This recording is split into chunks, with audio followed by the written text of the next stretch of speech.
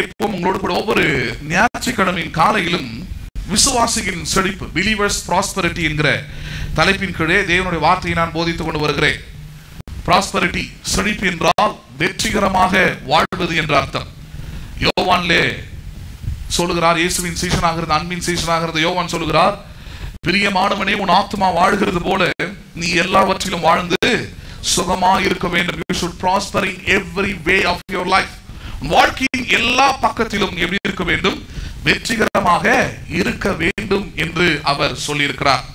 அப்ப அதை தான் நம்ம விசுவாசிக்க வேண்டும். விசுவாசிகளா இருக்கிறவர்கள் அப்படிப்பட்ட வாழ்க்கையை தான் தெரிந்து கொள்ள வேண்டும். அப்படிப்பட்ட நம்பிக்கை தான் உங்களுக்கு இருக்க வேண்டும்.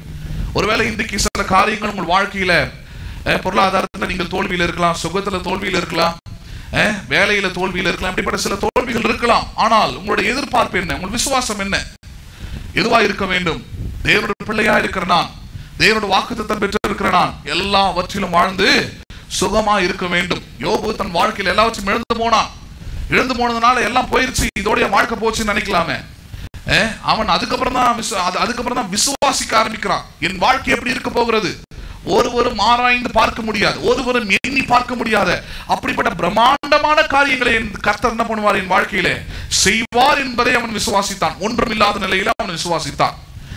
அப்ப அப்படிப்பட்ட விசுவாசம் நம் வாழ்க்கையில இருப்பது அவசியம். அப்பதான் உங்கள் வாழ்க்கையில வெற்றிகரமாக நீங்கள் என்ன பண்ண முடியும்?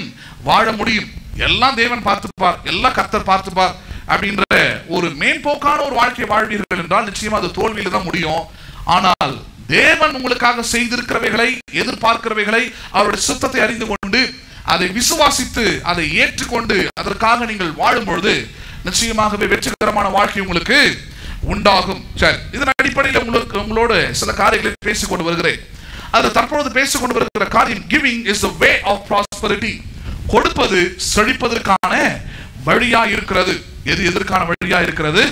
கொடுப்பதே செழிப்பதற்கான ஒரு வழியா இருக்கிறது. எந்த பிரமாணத்தின் அடிப்படையில் இதை நாம் பார்க்கிறோம்? ஆண்டவராகிய இயேசு கிறிஸ்து தம்முடைய சீஷர்களுக்கு சொன்னாரு, கொடுங்கள் அப்பொழுது உங்களுக்கு கொடுக்கப்படும் என்றார். விதைக்கிறவன் வசனத்தை விதைத்தான்றார். இது எல்லாமே எதை காண்பிக்கிறது? ஆதியாகமத்தில் சொன்னார், விதைப்பும் மறுப்பும் பூமியில் உள்ள நாள் மட்டும் என்ன பண்ணாது? அந்த பிரமாணம் ஒழியாது, மாறாத பிரமாணம் என்றார்.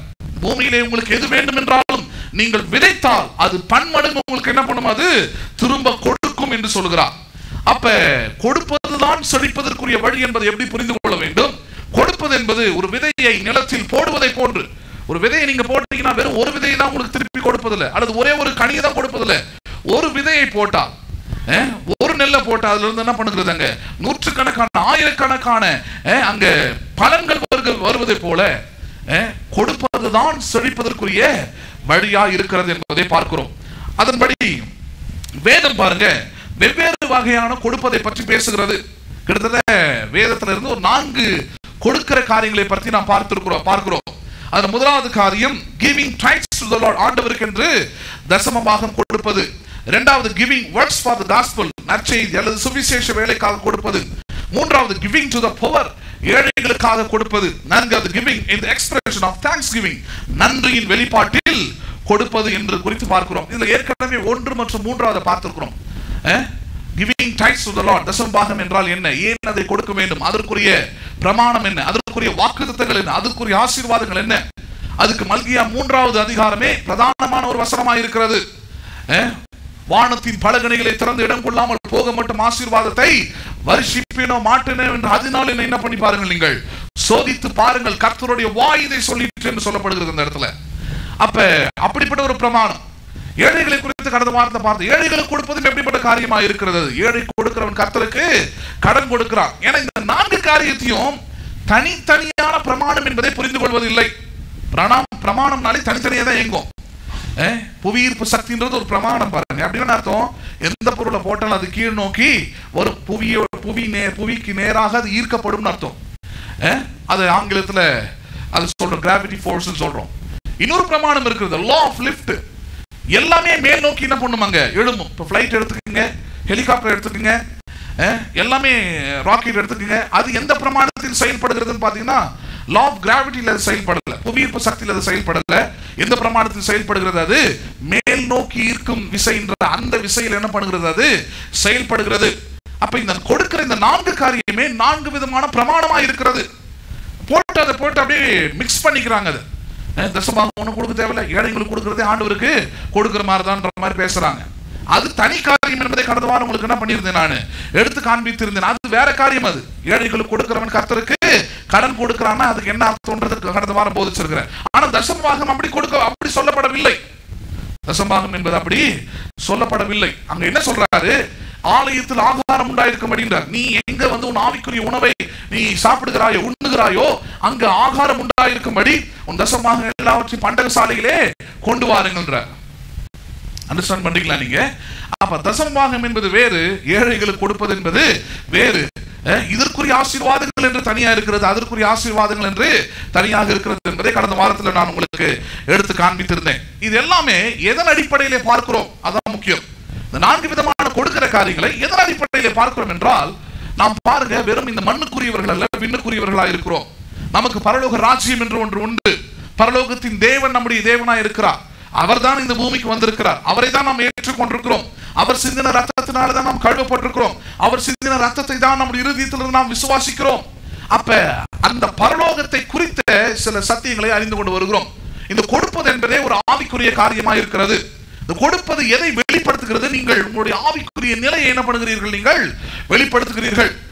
கொடுக்க முடியாதவர்கள், கொடுக்காதவர்கள் தன்னுடைய ஆவிக்குரிய வாழ்க்கையில பின்னோக்கி இருக்கிறார்கள். ஆனால் கொடுக்கிறவர்கள் எதை காண்பிக்கிறார்கள்? They are in spiritual life. அவர்கள் ஆவிக்குரிய வாழ்க்கையிலே இருக்கிறார்கள் என்பதை காண்பிக்கிறது. சரி, இது எப்படி நாம் எதன் அடிப்படையில் கொடுக்கிற காரியத்தை நாம் புரிந்து கொள்ள வேண்டும்? வேதவசனம் நமக்கு சொல்லுகிறது, பரலோகத்தில் நமக்கு ஒரு வங்கி கணக்கு உண்டு. பரலோகத்தில் நமக்கு என்ன உண்டு? We have the bank account in the heaven. பரலோகத்தில் நமக்கு ஒரு வங்கி கணக்கு உண்டா? அந்த வங்கி கணக்கில் நீங்கள் போடவும் எடுக்கவும் முடியும். You can deposit and withdraw it. என்ன பண்ண முடியும் உங்களால? அங்க போடவும் எடுக்கவும் முடியும்.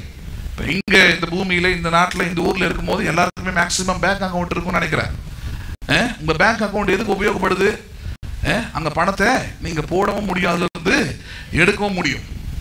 ரெண்டுத்துக்குமே என்ன பண்றீங்க, அதை பயன்படுத்துறீங்க இல்லையா? அதே போலதான் பரலோகத்தில் நமக்கு ஒரு கணக்கு வைக்கப்பட்டிருக்கிறது. என்னைக்கு ரட்சிக்கப்பட்டீங்களோ, என்னைக்கு தேவனுடைய பிள்ளைகளாக இருக்கிறீங்களோ அன்றிலிருந்து உங்கள் கணக்கு ஆரம்பிக்கப்படுகிறது. அந்த கணக்கில் நீங்கள் செய்யக்கூடிய எல்லா கிரியைகளும் அங்க என்ன பண்ணப்படுகிறது? அங்க சேர்த்து வைக்கப்படுகிறது, கணக்கிடப்படுகிறது, போட்டு வைக்கப்படுகிறது. என்ன பண்ணிட்டாங்க, ஒரு பிரச்சனை ஆவிக்குரிய சபைகளிலே, நீங்க இங்க என்ன செஞ்சாலும் சரி எல்லாம் உங்களுக்கு பரலோகத்தில் ஆண்டவர் என்ன பண்ணுவாரு, வைத்திருக்கிறார், பரலோகத்தில் கொடுப்பாரு பிரசங்கம் பண்ணிட்டாங்க. பரலோகத்தில் என்ன பண்ணுவாரு, உங்களுக்கு கொடுப்பாரு. இங்க ஒண்ணுமே கிடைக்காது உங்களுக்கு. இங்க நல்ல வீடா கிடைக்காது, நல்ல வேலையா கிடைக்காது. அதனால விசுவாசிகள் என்ன நினைக்கிறாங்கன்னா, இங்க நம்ம வந்து ஓடா தேஞ்சி மாடா தேஞ்சி தான் இங்க என்ன பண்ணணும், வாழ்ந்தாகணும், பாடுபட்டு தான் வாழ்ந்தாகணும். நல்ல வேலை கிடைக்கணுமா, நம்ம சொந்த முயற்சியில போய் தான் கிடைக்கணும், கிடைக்கும், கிடைச்சது அப்படின்னு நம்புறாங்க. நல்ல வீடு கட்டணுமா, ரத்த வேர்வை சிந்தி தான் என்ன பண்ண, நான் இந்த வீட்டை வாங்குறேன் கட்டுறேன் அப்படின்ற இந்த சிந்தனையில் விசுவாசி வந்து விடுகிறார்கள். காரணம் என்ன? அவங்களுக்கு போதிக்கப்படுகிறது என்ன, பரலோகத்துல வங்கி கணக்கு இருக்குதுன்னு போதிக்கிறாங்க. ஆனா போதிக்கும் போது அதுல என்ன சொல்லிடுறாங்க, அந்த வங்கி கணக்கில் நீங்கள் செய்கிற எல்லா காரியமும் பிரதிபலனாய் உங்களுக்கு மறுமையிலே கிடைக்கும்னு போதிக்கிறாங்க. எங்க கிடைக்கும்? அது உங்களுக்கு மறுமையிலே கிடைக்கும், இம்மையிலே கிடைக்காது, இங்க கிடைக்காது, இங்க உங்களுக்கு ஒன்றும் வராதுன்றது போல பேசுறாங்க. ஆனா நம்ம ஏற்கனவே கடந்த 2 காரியங்களில் இருந்து கொடுக்கிற காரியங்களிலே பார்த்துட்டோம். நம்ம தசமபாகமா இருந்தாலும் சரி, ஏழைகளுக்கு கொடுப்பதாக இருந்தாலும் சரி, எல்லாமே நமக்கு எங்கேயே கிடைக்குது, நமக்கு இங்கவே பிரதிபலனை நாம் பெற்றுக் கொடுக்கிறோம் என்றதை பார்க்கிறோம். மறுமையில் 2 மடங்காக நமக்கு கிடைக்குது. 2 இடத்துலயும் நமக்கு டெபாசிட் ஆகுது. 2 விதமான ஆசீர்வாதங்கள் நமக்கு கிடைக்கிறது. இங்கேயும் நம்ம ஆசீர்வாதத்தை பெற்றுக் கொள்கிறோம், பரலோகத்திலையும் ஒரு காரியத்துக்கு 2 விதமான ஆசீர்வாதம். தமிழ்ல ஒரு பழமொழி சொல்றாங்க, ஒரு கல்லுல 2 மாங்காய். ஒரு கல் அடிச்சா ஒரு மாங்காய் விழுந்தா சரி, ஒரே கல் அடிச்சு என்ன பண்ணுதாங்க, 2 மாங்காய் விழுதுனா நம்முடைய எஃபர்ட் கம்மி, கல்லு கம்மி, எல்லாமே கம்மியாங்க. ஒரு கல் அடிச்சு 2 மாங்காய் என்ன பண்றோம், எடுத்து சாப்பிடுற மாதிரி சொல்றாரு. நீங்கள் தேவனுடைய நாமத்தினாலே நீங்கள் செய்கிற எல்லா காரியமும் அது என்ன பண்ணுகிறது, பரலோகத்திலும் பூமியிலும் இம்மையிலும் மறுமையிலும் உங்களுக்கு பிரதிபலனாக கிடைக்கிறது. அதான் வசனம் சொல்கிற காரியம். சரி, எடுத்துக்கொள்வோம். மத்தேயு எழுதின சுவிசேஷம் 6வது அதிகாரம் 19 முதல் 21 வசனம் வரைக்கும் பார்ப்போம். மத்தேயு எழுதின சுவிசேஷம் 6வது அதிகாரம் 19 முதல் 21 வரைக்கும்.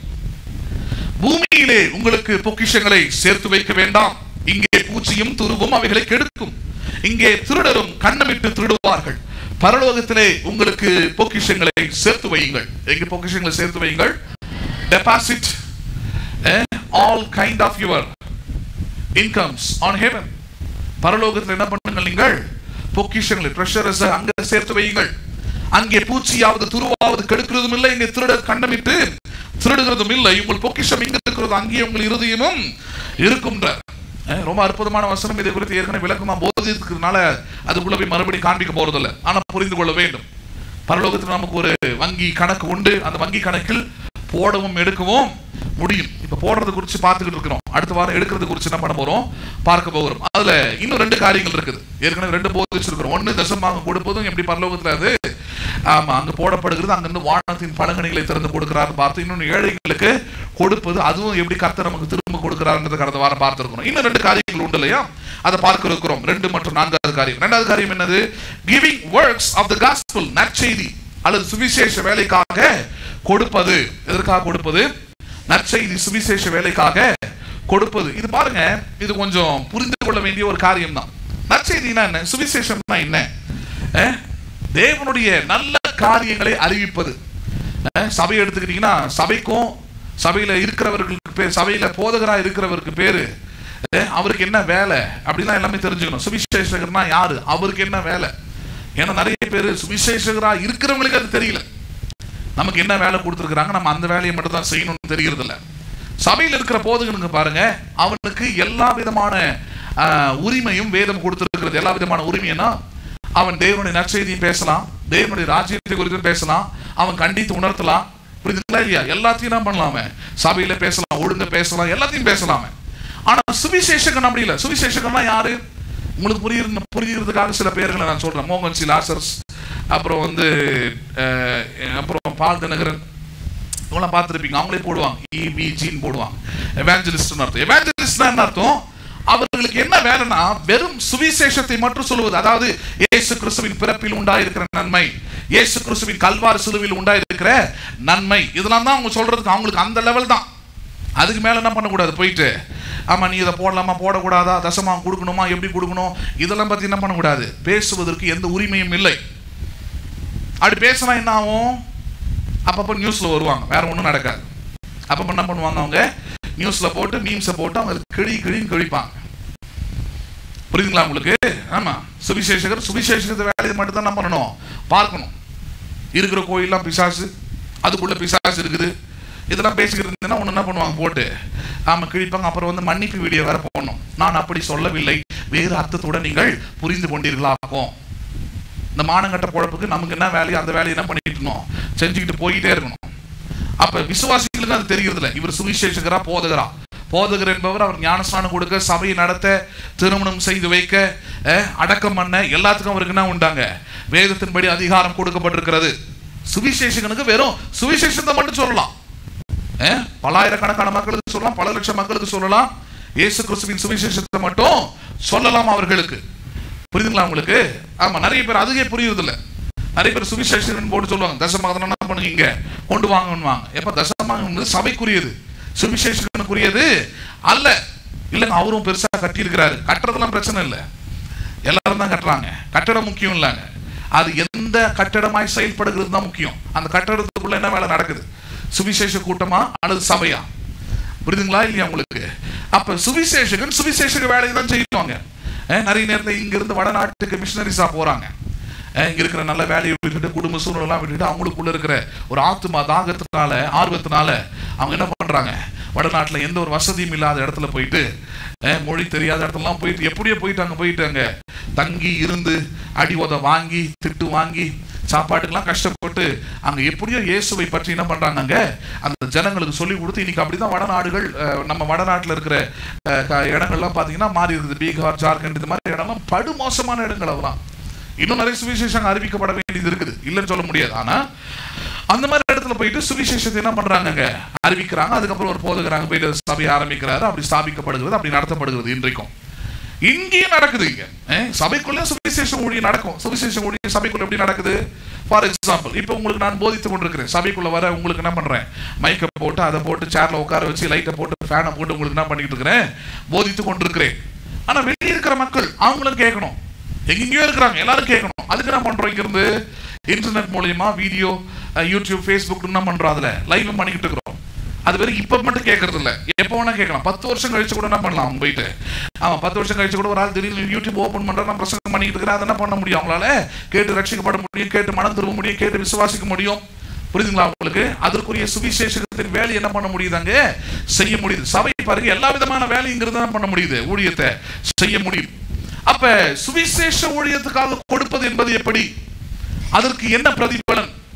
அதில் கொடுப்பதன் மூலமாக எப்படிப்பட்ட நன்மை உண்டாயிருக்கும்? இதை பற்றி நிறைய நேரத்தில் நமக்கு என்ன பண்ணுவதில்லை, தெரிவது இல்லை. அதனால நம்ம இதை என்ன பண்ணணும், தெரிந்து கொள்ள வேண்டும். என்ன தெரிந்து கொள்ள வேண்டும்? எப்படி இந்த சுவிசேஷ ஊழியத்திற்காக கொடுப்பது, சுவிசேஷ ஊழியத்திற்காக செய்வதும், அதுவும் எனக்கு பிரதிபலனாக பரலோக ராஜ்யத்தில் என்னுடைய கணக்கில் என்ன பண்ணப்படுகிறது, வைக்கப்பட்ட அதற்குரிய பிரதிபலனும் எனக்கு உண்டாயிருக்கிறது என்பதை அறிந்து கொள்ள வேண்டும். எடுத்துக்கொள்வோம் மார்க் எழுதின சுவிசேஷம் 10வது அதிகாரம் 28 முதல் 30வது வசனம் வரைக்கும். மார்க் எழுதின சுவிசேஷம் 10வது அதிகாரம் 28 முதல் 30வது வசனம் வரைக்கும்.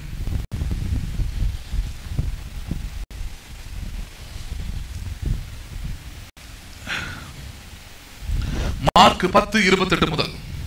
அப்பொழுது பேதுரு அவரை நோக்கி, இதோ நாங்கள் எல்லாவற்றையும் விட்டு உம்மை பின்பற்றினோமே என்று சொல்ல தொடங்கினான். என்ன பண்றாரு பேதுரு?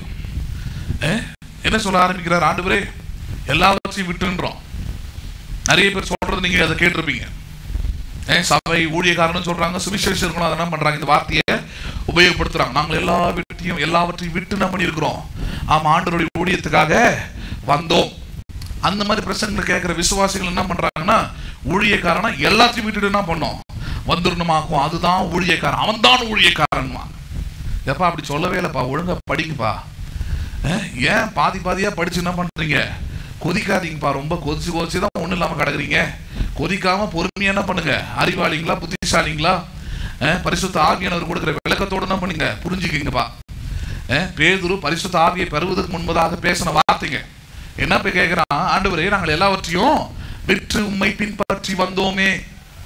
ஏன் அதை கேட்கிறான்னா, அதுக்கு முன்னாடி ஒரு காரியம் நடக்குது.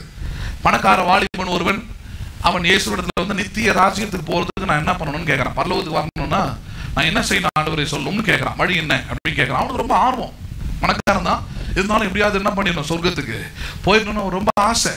அந்த ஆசையில கேட்கறான். கேட்கும் போது அங்க ஆண்டவர் சொல்றாரு, தேவனுடைய கற்பனையின்படியெல்லாம் என்ன பண்ணு, செய் அப்படின்றார். அவன் சொல்றான், நான் என் சிறு வயது முதற்கொண்டு செய்கிறேன்றான். அதுவே மிகப்பெரிய பொய். வேதம் சொல்லுகிறது, ஒரு மனுஷன் என்ன பண்ண முடியாது, 10 கற்பனையின்படி வாழவோ செய்யவோ 100% இருக்கவோ முடியாது. புரியுதுங்களா உங்களுக்கு? ஒரு மனுஷனும். ஏன்னா 10 கற்பனையை பத்தி ஏற்கனவே பேசியிருக்கிறேன். நியாய பிரமாணம் அதுதான் சொல்றோம். நியாய பிரமாணத்துடைய கூற்று எப்படி? ஒன்றிலே தவறினாலும் மற்ற எல்லாத்திலும் நீங்கள் தவறினீங்கள்னு அர்த்தம். பழைய எஸ்எல்சி மாதிரி சொல்றாங்க. எப்படி? பழைய எஸ்எல்சியில் 5 சப்ஜெக்ட் இருக்குதுன்னா, ஒரு சப்ஜெக்ட்ல ஃபெயில் ஆனாலும் மிச்ச 4 என்ன பண்ணணும் நீங்க? இல்ல நான் ஏற்கனவே இங்கிலீஷ்லாம் பாஸ் ஆகிட்டேன், பரவாயில்ல, ஒண்ணுத்துல ஃபெயில் ஆனல, எல்லாத்தையும் என்ன பண்ணணும், சேர்த்து எழுதணும். நியாய பிரமாணம் அப்படிதான். அப்ப அப்படிப்பட்ட நியாய பிரமாணத்தின் படி ஒரு மனுஷன் என்ன பண்ண முடியாது, வாழ்க்கையில பாஸே ஆக முடியாது, ஃபெயில் தான் அத்தனை பேரும். அப்ப அதனாலதான் இயேசு கிறிஸ்து வந்தார். நான் எதுக்கு இந்த பூமிக்கு வந்தேன்? நியாய பிரமாணத்தின்படி கிரியைகளின்படி வாழ்ந்து ஒன்றும் செய்ய முடியாம தோல்வி அடைந்ததுனால இயேசு கிறிஸ்து நியாய பிரமாணத்தை நிறைவேற்ற வந்தேன். நான் நிறைவேற்றி கொடுக்குறேன்பா உனக்கு, நான் உனக்கு பதிலாக எழுதுறேன். என்ன விசுவாசித்தா போதும், என்ன நீ நம்பினா போதும். என்னுடைய நீதி உனக்கு என்ன பண்ணிடுறேன், நான் கொடுத்துறேன். என்னுடைய ஸ்தானத்தை உனக்கு கொடுத்துறேன், என்னுடைய தகுதி உனக்கு கொடுத்துறேன், என்னுடைய மகிமையை உனக்கு கொடுத்துறேன். அப்படிதான் தேவன் நீதியை தேவன் நமக்காக என்ன பண்ணியிருக்கிறாரு, கொடுத்திருக்கிறார். ஆனா இந்த பணக்கார வாலிபன் சொல்றான், எல்லாத்தையும் செஞ்சிருக்கிறான் ஆண்டவரே. சரி, அப்ப இவன் வந்து உணர்வில்லாத இருதயத்தில் இருக்கிறான். ஒரு பொய்யான ஒரு மத நம்பிக்கையில வாழ்ந்துட்டு இருக்கிறான். ரொம்ப பர்ஃபெக்டா இருக்கிறேன், கரெக்டா ஜோம் பண்ணிடுறேன், கரெக்டா உபாசம் எடுத்துறேன், கரெக்டா காணிக்கை கொடுத்துட்டேன், அப்படிலாம் இருக்கிறான். உடனே அடுத்தது என்ன பண்றாரு, இப்ப அவனுக்குள்ள இருக்கிற குறையை அவனுக்கே வெளிப்படுத்தணும்னு சொல்லிட்டு சொல்றாரு, உனக்கு இருக்கிற ஆஸ்திகளை எல்லாவற்றையும் விற்று தரித்திரருக்கு கொடு அப்படின்றார். ஏன்னா அவனுக்கு இருக்கிற பிரச்சனை அவனுக்கு தெரியும். அவன் நினைக்கிறான் எல்லாத்தையும் கரெக்டா செஞ்சிடறேன்ட்டு. கற்பனையிலே பிரதானமான கற்பனை என்னன்னு பாத்தீங்கன்னா, உன்னில் நீ அன்பு கூறுவது போல பிறனிலும் அன்பு கூறு. அதையும் செஞ்சுட்டான். அதுக்குதான் உணர வைக்கிறதுக்காக சொல்றாரு, உனக்கு சொத்துலாம் நிறைய வச்சிருக்கிறல, அதெல்லாம் பண்ண விற்று தரித்திரரா இருக்கிறாங்களா, அவனுக்கு என்ன பண்ண கொடு. இதையும் பிடிச்சிக்கிறான். பாருங்க, இயேசுவை பின்பற்றி வர வேண்டும் என்றால், பரலோக ராஜ்யம் வர வேண்டும் என்றால் உங்களுக்கு இருக்கிறது எல்லாத்தையும் வித்து என்ன பண்ணுங்க, ஆமா தரித்திரருக்கு கொடுத்து நீங்க தரித்திரரா மாறிடுங்க. இப்படி பிரசங்கம் பண்றாங்க இருக்கிறான். ஜாக்கிரதையா இருக்கணும். அப்படி சொல்லவே இல்லை. அவர் என்ன சொல்றாருங்க, அவனுக்குள்ள இருக்கிற பிரச்சனை என்னன்னு காமிக்க விரும்புகிறார்.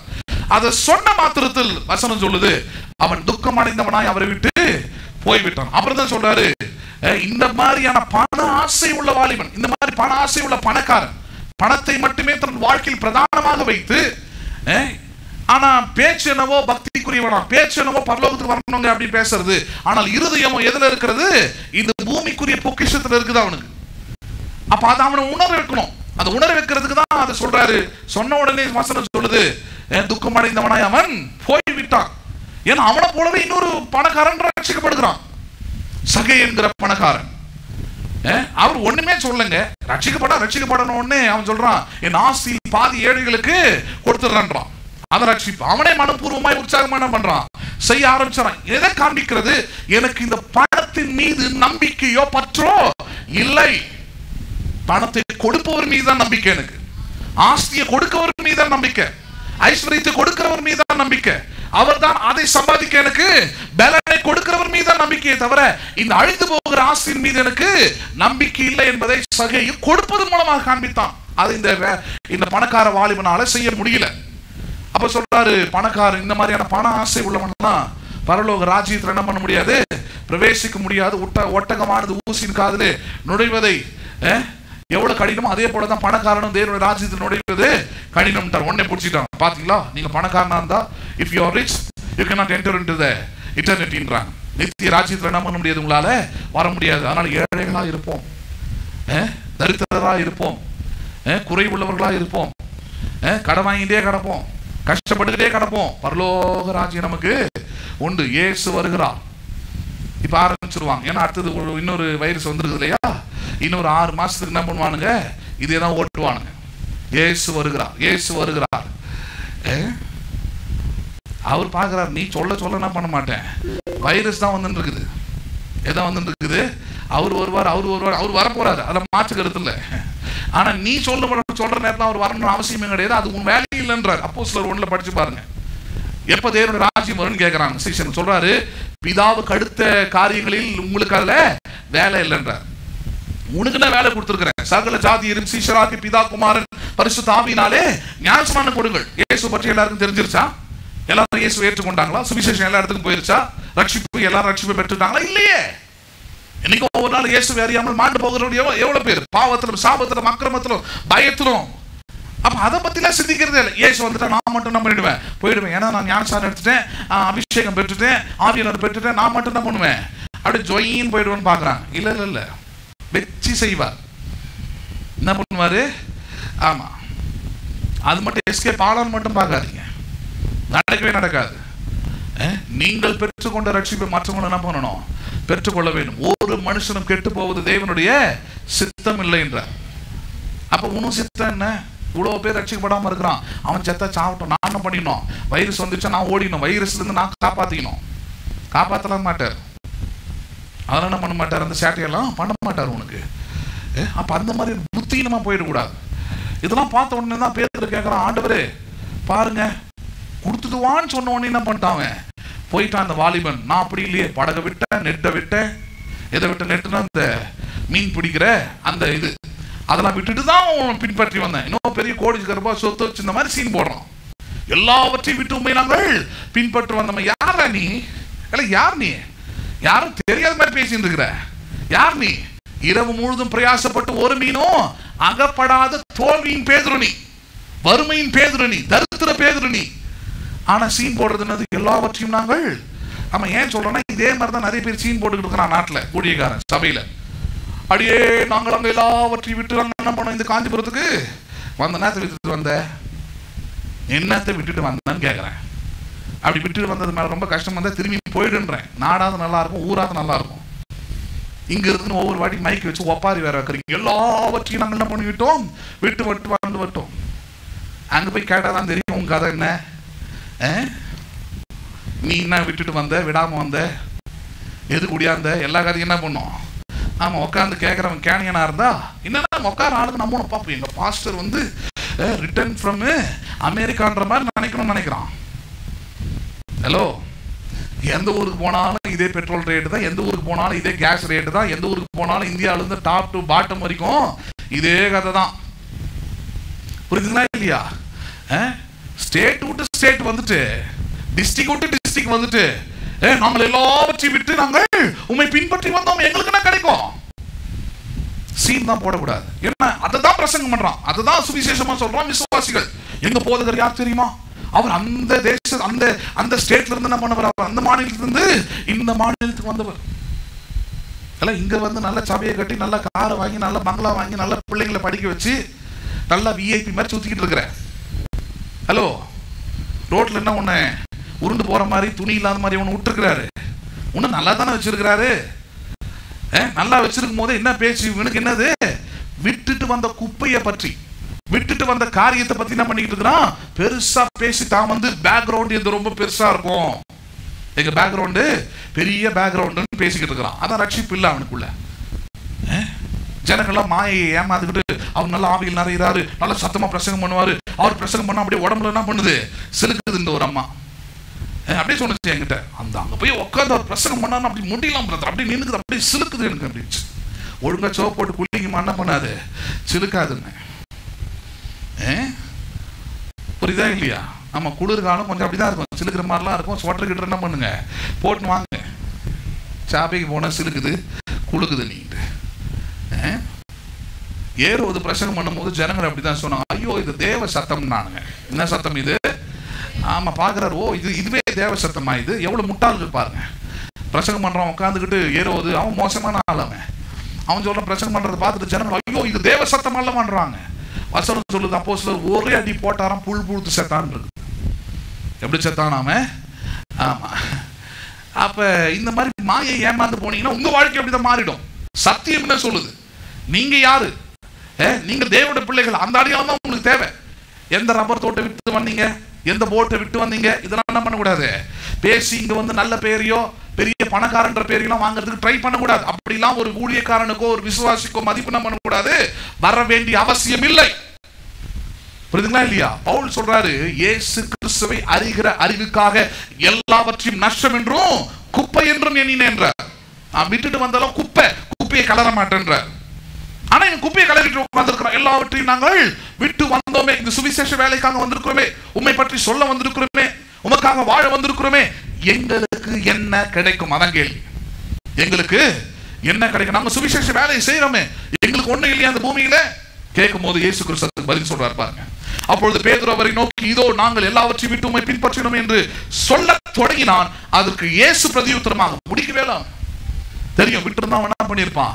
ஆமா, ரப்பர் தோட்டம், வாழை தோட்டம், எல்லா தோட்டத்தை பத்தியும் பேசியிருப்பான். ஸ்டார்ட் பண்ணி இயேசு பிரதியுத்தரமாக, என் நிமித்தமாகவும் சுவிசேஷத்தின் நிமித்தமாக. அதான் அந்த வார்த்தை தான் முக்கியம். எதை பார்க்கிறோம் நம்ம? Giving to the works of gospel. சுவிசேஷ வேலைக்காக கொடுப்பது எப்படி பரலோக ராஜ்யத்திலே சேர்த்து வைக்கப்பட்டு நமக்கு கொடுக்கப்படுகிறது என்பதை பார்க்கிறோம்.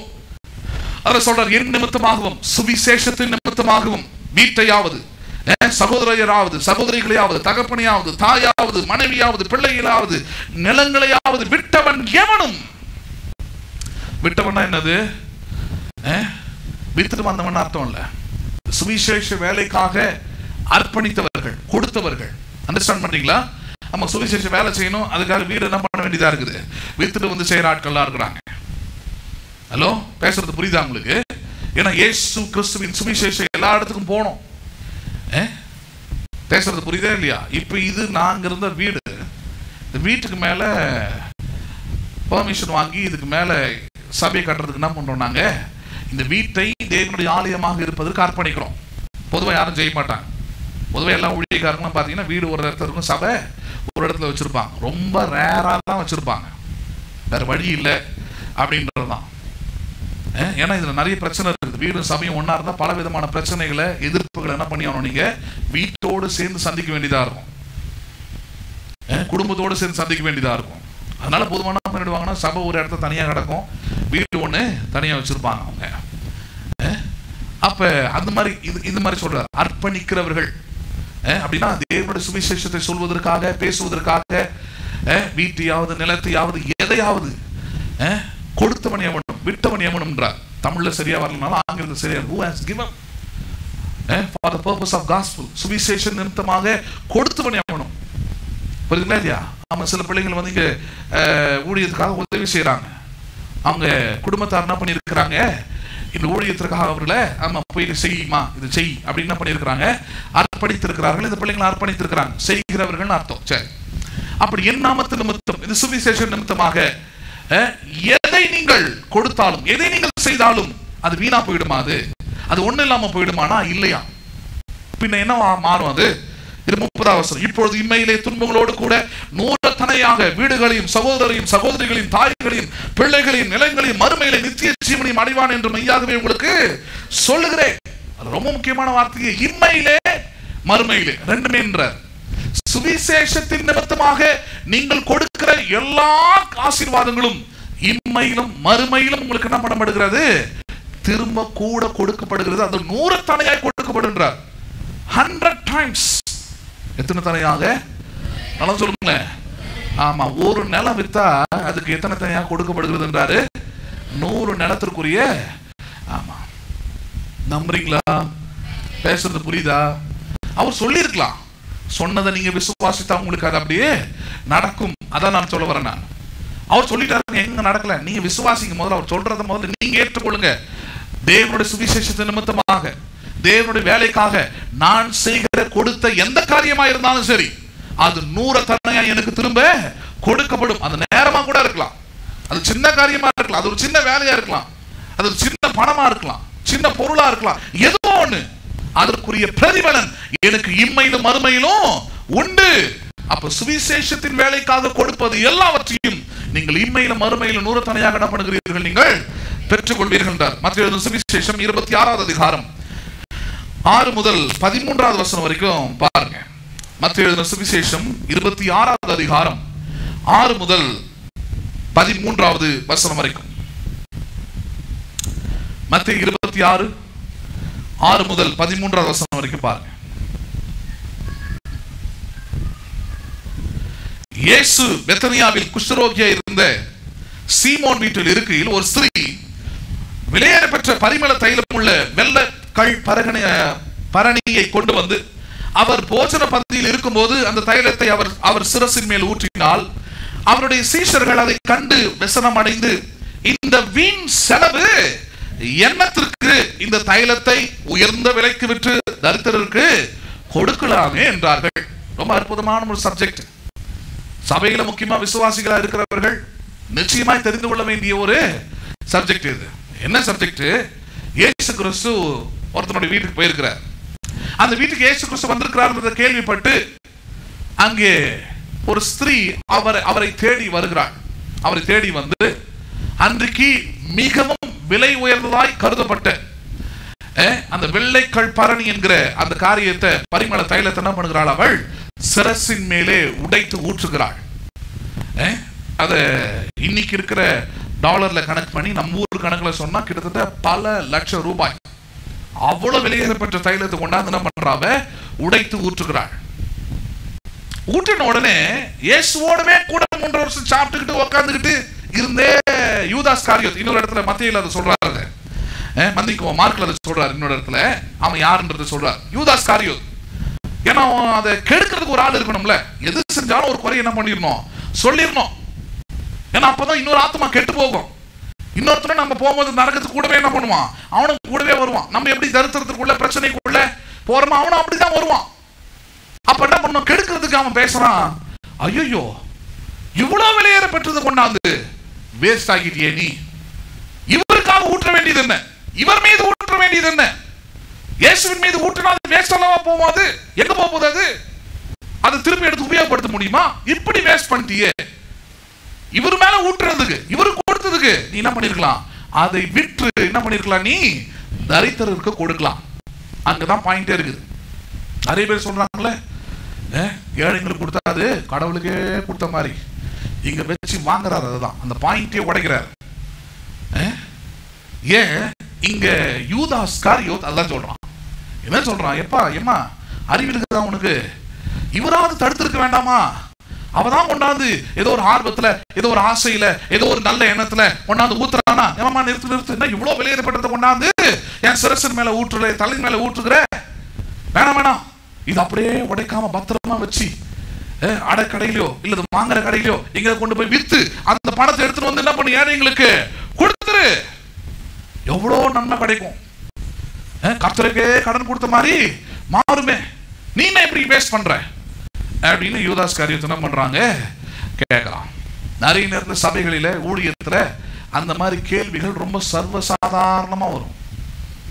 எப்படி ஏதாவது ஒண்ணு செஞ்சிட்டோம்னா, எதுக்கு இந்த சபைக்கு ஃபேன், எதுக்கு இந்த சபைக்கு ஆமா சேர், எதுக்கு இந்த சபைக்கு டைல்ஸ், எதுக்கு இந்த சபைக்கு வந்து ஏசி, சும்மா ஒரு அரை மணி நேரம் உட்காந்துட்டு போறோம், ஒரு மணி நேரம் உட்காந்துட்டு போறோம், இதுக்கு போய் இவ்வளவு காஸ்ட்லியா செய்யறதா, சாதாரணமா செஞ்சுட்டு போலாம். எப்படி செஞ்சுட்டு போலாம்? நம்ம கிறிஸ்தவர்கள் கண்டுபிடிச்ச ஒரு ஃபார்முலா என்ன தெரியுமா? Cheap and the best. அதிகமா அந்த வார்த்தை உபயோகப்படுத்துகிறவர்கள் கிறிஸ்தவர்கள் தான். என்ன வார்த்தை உபயோகப்படுத்துறாங்க? சீப்ன்றதே இழிவானது. சீப்ன்றது எப்படிப்பட்டது? அது ரொம்ப மட்டகரமானதுன்னு அர்த்தம். அதுல என்ன பெஸ்ட்? இவங்க கண்டுபிடிச்ச ஃபார்முலா இது. What is the meaning of that? Cheap and best னா என்னது நான் கேக்குறேன். பெஸ்ட் ஆஃப் பெஸ்ட்னா புரியுது, சிறந்ததில் சிறந்ததுனா புரியுது நமக்கு. அதெல்லாம் இழிவானதில் சிறந்ததுனா எப்படி நான் கேக்குறேன். இந்த கிளாஸ்ல போய் பாத்தீங்கன்னா ஸ்கூல்ல ஆன்சர் ஷீட்லாம் கொடுக்கும்போது பாத்தீங்கன்னா ரெண்டு குரூப் இருக்கும். ஒரு குரூப் வந்து எப்படின்னா யார் நிறைய மார்க் எடுத்திருக்கிறா அப்படின்னு அவங்களுக்குள்ள போட்டி இருக்கும். 100 மார்க்குக்கு 99 6 98 6 அதுல என்ன பண்ணுவோம் ஒரு போட்டி. ஆமா, அது வந்து பெஸ்ட்ல யார் பெஸ்ட்னு பார்க்கும். இன்னொரு குரூப் இருக்கும், எல்லாம் ஃபெயில் ஆகிற குரூப். 5 வாங்கி இருக்கிறோமா, 4 வாங்கி இருக்கிறோமா, 10 வாங்கி இருக்கிறோமா, 11 வாங்கி இருக்கிறோமா, இது அதுக்குள்ள என்ன பண்ணிக்கும் போட்டி போட்டுக்கும். அதான் சீப் அண்ட் பெஸ்ட். ஃபெயில்ல யார் பெஸ்ட்? 35 mark model pass. அந்த 35க்குள்ள யாரெல்லாம் எடுத்துருக்கிறா, 30 மார்க் யார் எடுத்துருக்கிறா, அவன் தான் அந்த சீப்ல பெஸ்ட். 9 மார்க் நான், அவன் 30 மார்க். கிறிஸ்துவ வாழ்க்கை அப்படிப்பட்ட வாழ்க்கை அல்ல. அதான் சொல்ல வரேன். நீங்கள் கிறிஸ்துவுக்காக எதை செய்தாலும் அது கிறிஸ்துவை வெளிப்படுத்துகிறபடினாலே, கிறிஸ்து சிறந்தவராய் இருக்கிறபடினாலே அவருக்கு நீங்கள் எதை தான் கொடுக்க வேண்டும்? சிறந்ததான் கொடுக்க வேண்டும். காரணம், அவர் உங்களுக்கு சிறந்ததை என்ன பண்ணியிருக்கிறார்? கொடுத்திருக்கிறார். எதை கொடுத்திருக்கிறார் அவர்? நல்லதா சொல்லுங்களேன். சிறந்த வாழ்க்கையை, சிறந்த சமாதானத்தை, சிறந்த ரட்சிப்பை, சிறந்த மீட்பை, சிறந்த ஆசீர்வாதங்களை, சிறந்ததையே உங்களுக்கு என்ன பண்ணுகிறார்? அவர் கொடுக்கிறார். ஒரு நாள் சீப் அண்ட் பெஸ்ட் என்ன பண்றதுல உங்களுக்கு அவரு கொடுக்கிறதே இல்லை. புரியுதுங்களா இல்லையா உங்களுக்கு? யாக்கோபு தான் சொல்றாரு, நன்மையான எந்த ஈவும். என்ன மாதிரி ஈவு அது? சீப் அண்ட் பெஸ்ட் ஈவ் இல்ல. ஈவ்னா gift. Cheap and best gift இல்ல. இருக்கிறதுல பெஸ்ட், இருக்கிறதுல நல்லது, இருக்கிறதுல சிறந்தது. இயேசு அதை சொல்லி கொடுக்கிறார். பூலோகத்தில் இருக்கிற தகப்பனா இருக்கிற பெற்றோரா இருக்கிற நீங்கள் உங்கள் பிள்ளைகள் அப்பத்தை கேட்டால் நீங்கள் ஆமா கல்லைய கொடுக்குறீங்க, மீனை கேட்டா பாம்பியை கொடுக்குறீங்க. பொல்லாதவர்களாகிய நீங்கள் உங்கள் பிள்ளைகளுக்கு நல்ல ஈவுகளை கொடுக்க அறிந்திருக்கும் பொழுது பரலோக பிதா உங்க எல்லாரை காட்டிலும், உலகத்தில் இருக்கிற எல்லா பெற்றோர்களை காட்டிலும் சிறந்தவர் அல்லவா, சிறந்தது அல்லவா கொடுக்கிறார் அவர். அப்ப அவருக்கு செய்யும் போது இது வேஸ்ட், இது தேவையில்லாதது. புரியுதுங்களா இல்லையா? ஆமா, நான் சபையை கட்டும் போது ஒருத்தர் தான் சொன்னார், தம்பி ரொம்ப இது பண்ணாத, இதெல்லாம் ரொம்ப என்ன பண்ணாத, ஏன்னா இது வந்து ரொம்ப அடிமட்ட லெவல்ல இருந்து இது மேல கொண்டாந்துருக்கிறேன், இன்னும் போக வேண்டியது இருக்குது நிறைய. அப்ப அப்படிதான் சொன்னாரு. ஒன்றும் பண்ண முடியாது, இந்த ஊர்ல எல்லாம் ரொம்ப செலவு பண்ணாது, அதெல்லாம் வேணாம். டைல்ஸ் போடுறதுக்கு ஒருத்தர் கோவம் வந்துருச்சு, எப்படி நீ போடுவேன்? டைல்ஸ் போடுறதுக்கு முன்னாடி பாத்தீங்கன்னா இங்க வாரத்துக்கு 4 பேர் சேர்ந்து கழுவி விடணும், இதை 4 பாய் போடணும், ரொம்ப கஷ்டம். இங்க ஏற்ற இறக்கமா இருக்கும், 2 பில்டிங்கை ஜாயின் பண்ணி கட்டுறதுனால அப்படி இருக்கும். அவருக்கு அது ஒரு கோவம், எப்படி நீ போடுவையாக்கும். வேற சபையை சேர்ந்தவர் அவரு பார்க்க வந்தார். அப்பயே நினைச்சேன், ரொம்ப என்ன பண்றாங்க, கோவப்படுறாங்க, ரொம்ப வயிறு எறிகிறாங்க. இன்னும் வயிறு எறிகிற என்ன பண்ண, அல்சர் என்ன பண்ணிடுவோம், அதிகமாக ஆக்கிடுவோம். ஹலோ, புரியுதுங்களா இல்லையா? ஆமா, அவர் வந்தார் ஒரு 4-3 வாரத்துக்கு முன்னாடி வந்தார். காலையில வந்துட்டு இங்க தான் சேர் போட்டு உட்காந்து, அற்புதமா இருக்குதுயா அப்படின்றார். அற்புதமா? நான் சொன்னேன், இப்பதான் ஆரம்பிச்சிருக்கிறேன், இன்னும் போக வேண்டிய தூரம் வெகு தூரம் இருக்குது, இப்பவே அற்புதமா இருக்குதுன்னா எப்படி? இன்னும் போக வேண்டியது இருக்குது. புரியுதுங்களா உங்களுக்கு? அப்ப அவங்கள வச்சு நம்ம கால்குலேட் பண்ற கூடாது. அவங்க இப்படிதான் சொல்லிட்டாங்க, இப்படிதான் இருக்க சொல்றாங்க, இப்படி இருந்தாதான் நல்லது, ஏழ்மை தான் ஆண்டவர் அடையாளப்படுத்தும். இந்த கதையே தேவையில்லை, இந்த பேசவே பேசக்கூடாது. அது முக்கியமா ஆண்டவருக்காக செய்யற வேலையில, கொடுக்கிற வேலையில எப்படி செய்யுங்க, நீங்க சிறந்ததை சிறப்பா என்ன பண்ணுங்கள், செய்யுங்கள். அப்பதான் நீங்க ஆண்டவர் அறிந்திருக்கிறீங்கன்னு அர்த்தம். நீங்க எந்த அளவுக்கு ஆண்டவர் அறிந்திருக்கிறீங்களோ அது உங்க கொடுக்கறதுல என்ன பண்ணும், அது நல்லா வெளிப்படும், வேற எதுல வெளிப்படாது. பிள்ளைங்க மேல நீங்க எப்படிப்பட்ட எண்ணம், எப்படிப்பட்ட நல்ல எண்ணம், எப்படிப்பட்ட உயர்ந்த எண்ணம் வச்சிருக்கிறீங்கன்றத நீங்க அவர்களுக்கு கொடுக்கிற காரியத்துல இருந்து என்ன பண்ணலாம், தெரிந்து கொள்ளலாம். உங்க நண்பர்கள், உறவினர்கள் உங்கள் மேல எப்படிப்பட்ட எண்ணத்தை வைத்திருக்கிறார்கள் என்பதை எப்படி தெரிஞ்சுக்கலாம் நீங்க, அவங்க இறுதியை எப்படி தெரிஞ்சுக்கலாம் நீங்க, அவங்க உங்களுக்கு என்ன கொடுக்குறாங்களோ அதை வச்சு என்ன பண்ணலாம், தெரிந்து கொள்ளலாம். அண்டர்ஸ்டாண்ட் பண்றீங்களா இல்லையா, புரியுதா இல்லையா பேசுறது உங்களுக்கு? ஆமா, ஒரு நண்பன் கல்யாணத்துல வந்து ஒரு சவரன் மோதிரத்தை கையில நுழைச்சு விடுறான்னா அவன் இறுதி என்ன பண்ணுதாங்க, நல்லா சொல்லுங்களேன், வெளிப்படுது. நம்ம ஊர்ல அதிகம் பேச முடியாது போல, எக்ஸாம்பிளுக்கு திருப்பி செய்யணும்லான்னு நம்ம ஆளுங்க. வட்டி இல்லாத கடன் மாதிரி, அது வட்டி இல்லாத கடன் மாதிரி. அதனால நான் யாருக்கு செஞ்சாலும் சொல்றேன், தயவு செய்து எனக்கு திருப்பி என்ன பண்ணாத, செஞ்சிடாத, செய்யக்கூடாதுன்றதுக்காக தான் செய்யறேன். புரியுதுங்களா? அது ஒரு கெட்ட பழக்கம்ன்ற நான், அது ஒரு கெட்ட பழக்கம். ஆனால் கொடுப்பது எதை காண்பிக்கிறது, கொடுப்பது வந்து இந்த வட்டிக்காரன் வசூல் பண்ற மாதிரி பார்க்க கூடாது. 100 ரூபாய் கொடுத்தேன், கரெக்டா அந்த 100 ரூபாயாவது வந்துச்சா பாரு அப்படின்னு பார்க்க கூடாது. கொடுப்பது என்பதே அது தேவனை என்ன பண்ணுகிறது, பிரதிபலிக்கிற ஒரு காரியம். அவர் எல்லாவற்றையும் கொடுத்தார். நம்ம வெற்ற மூச்சு காத்துல இருந்து யாரு கொடுத்தது, எல்லாமே தேவன் நம்ம கொடுத்தார். புரியுதுங்களா? அப்ப எல்லாத்தையும் அவர் கொடுத்துருக்கிறார் போது, அவரு கொடுக்கும் போது நம்ம கொடுக்கறது எதுவுமே பாருங்க அவர் கொடுத்ததுக்கு நிகராய் மாறாது. ஆனா இருக்கிறது சிறந்தது என்ன பண்ண, கொடுக்க கற்றுக்கொள்ள வேண்டும். ஏன்னா அது ஒரு நற்செய்தியை அறிவிக்குது. அதான் சொல்ல வரேன். ஏன் நான் இவ்வளோ சிரமப்பட்டு இந்த ஊழியத்தை இந்த அளவுக்கு சிறப்பாய் நடத்துகிறேன், இங்க வர காணிக்கை வச்சு, இங்க வர தசமபாகத்தை வச்சு நான் செய்யல, நிச்சயமா வச்சு மட்டும் செய்ய முடியாது. புரியுதுங்களா உங்களுக்கு? அவ்வளோ செலவு இதில் செஞ்சிருக்கிறேன், கடன் வாங்கி செஞ்சிருக்கிறேன், நிறைய காரியங்கள் பண்ணியிருக்கிறேன். ஏன் செஞ்சிருக்கிறேன்? இதெல்லாமே இது எல்லாமே ஒரு சுவிசேஷமா இருக்கிறது. அதுதான் இங்க காண்பிக்கிறார். இந்த ஸ்திரீ விலையேறப்பெற்ற பரிமள தைலத்தை கொண்டாந்து உடைச்சு ஊத்துறானா, ஏன் இதை விட்டு என்ன பண்ணிருக்கலாம், ஏழைங்களுக்கு கொடுத்துருக்கலாமே. இப்ப சீரியலைட்டு இந்த ஸ்டார்ஸ்லாம் இப்ப கட்டிடுவோம் அடுத்த வாரத்துக்குள்ள, அது ஒரு குரூப் வரும். இவ்வளோ செலவு பண்ணதுக்கு என்ன பண்றதுக்கு, இவ்வளோ லைட் அங்கங்க போட்டு தொங்க ஓடுறதுக்கு ஏழைங்களுக்கு என்ன பண்ணிக்கலாமே. அவனுக்கு வாயிலெல்லாம் ஆசிட் தான் ஊத்தணும்ன்ற நான். யாருக்கு செய்யறோன்னு பாருயா, முதல்ல யாரை பிரதிபலிக்குது, அது யாருக்கு மகிமை கொண்டு வருது, அது யாரை சொல்லுது, அது நல்லது சொல்லுங்க, யாரை சொல்லுது? புரியுதுங்களா இல்லையா நான் பேசுறது உங்களுக்கு? அங்க அதுதான் பாயிண்டே. அதை நம்ம நிறைய நேரத்தில் மறந்துடுறோம். தேவனுக்கு நான் செய்கிற கிரியைகள் யாரை மகிமைப்படுத்தணும், அது தேவனை மகிமை, அதெல்லாம் தேவனை மகிமைப்படுத்தாது. நீ ஏழைகளுக்கு கொடுத்தா தேவனுக்கு என்ன பண்ணும், அது கொடுக்கறது தனி பார்த்து, அது போன வாரம் பேசியிருக்கிறேன். ஆனா இப்படியே ஓட்டிட்டு இருக்க கூடாது. அப்படி சொல்றாங்க பாருங்க, கொடுக்கவே மாட்டான். அவன் தான் பணம் பேயா இருப்பான். அவன் தான் இயேசு கிறிஸ்துவ பணத்துக்காக காட்டி கொடுக்கிறவனா இருப்பான். அவன் தான் கிறிஸ்துவ சுவிசேஷத்தை அழிக்கிறவனா இருப்பான், சபைகளை கெடுக்கிறவனா இருப்பான், சபைகளை ஒழிக்கிறவனா இருப்பான். ஆனா பேசுறது மட்டும் ரொம்ப பக்திமான போல பேசிடுவான். இவ்வளோ வீண் செலவு பண்றதுக்கு அப்படின்னு பேசுவான் இல்லையா? இங்க அப்படிதான் யூதாஸ் பேசுகிறான். அப்ப உங்ககிட்ட இனிமேல் யாராவது ஊழியத்துல ஏதாவது செய்யறத பார்த்து வீண் செலவுன்னு சொன்னா உடனே என்ன பண்ணிடுங்க, யூதாஸ் காரியத்தை நீ என்ன பண்ணு, அப்பாலே போ, தைரியமா கூப்பிடுங்க.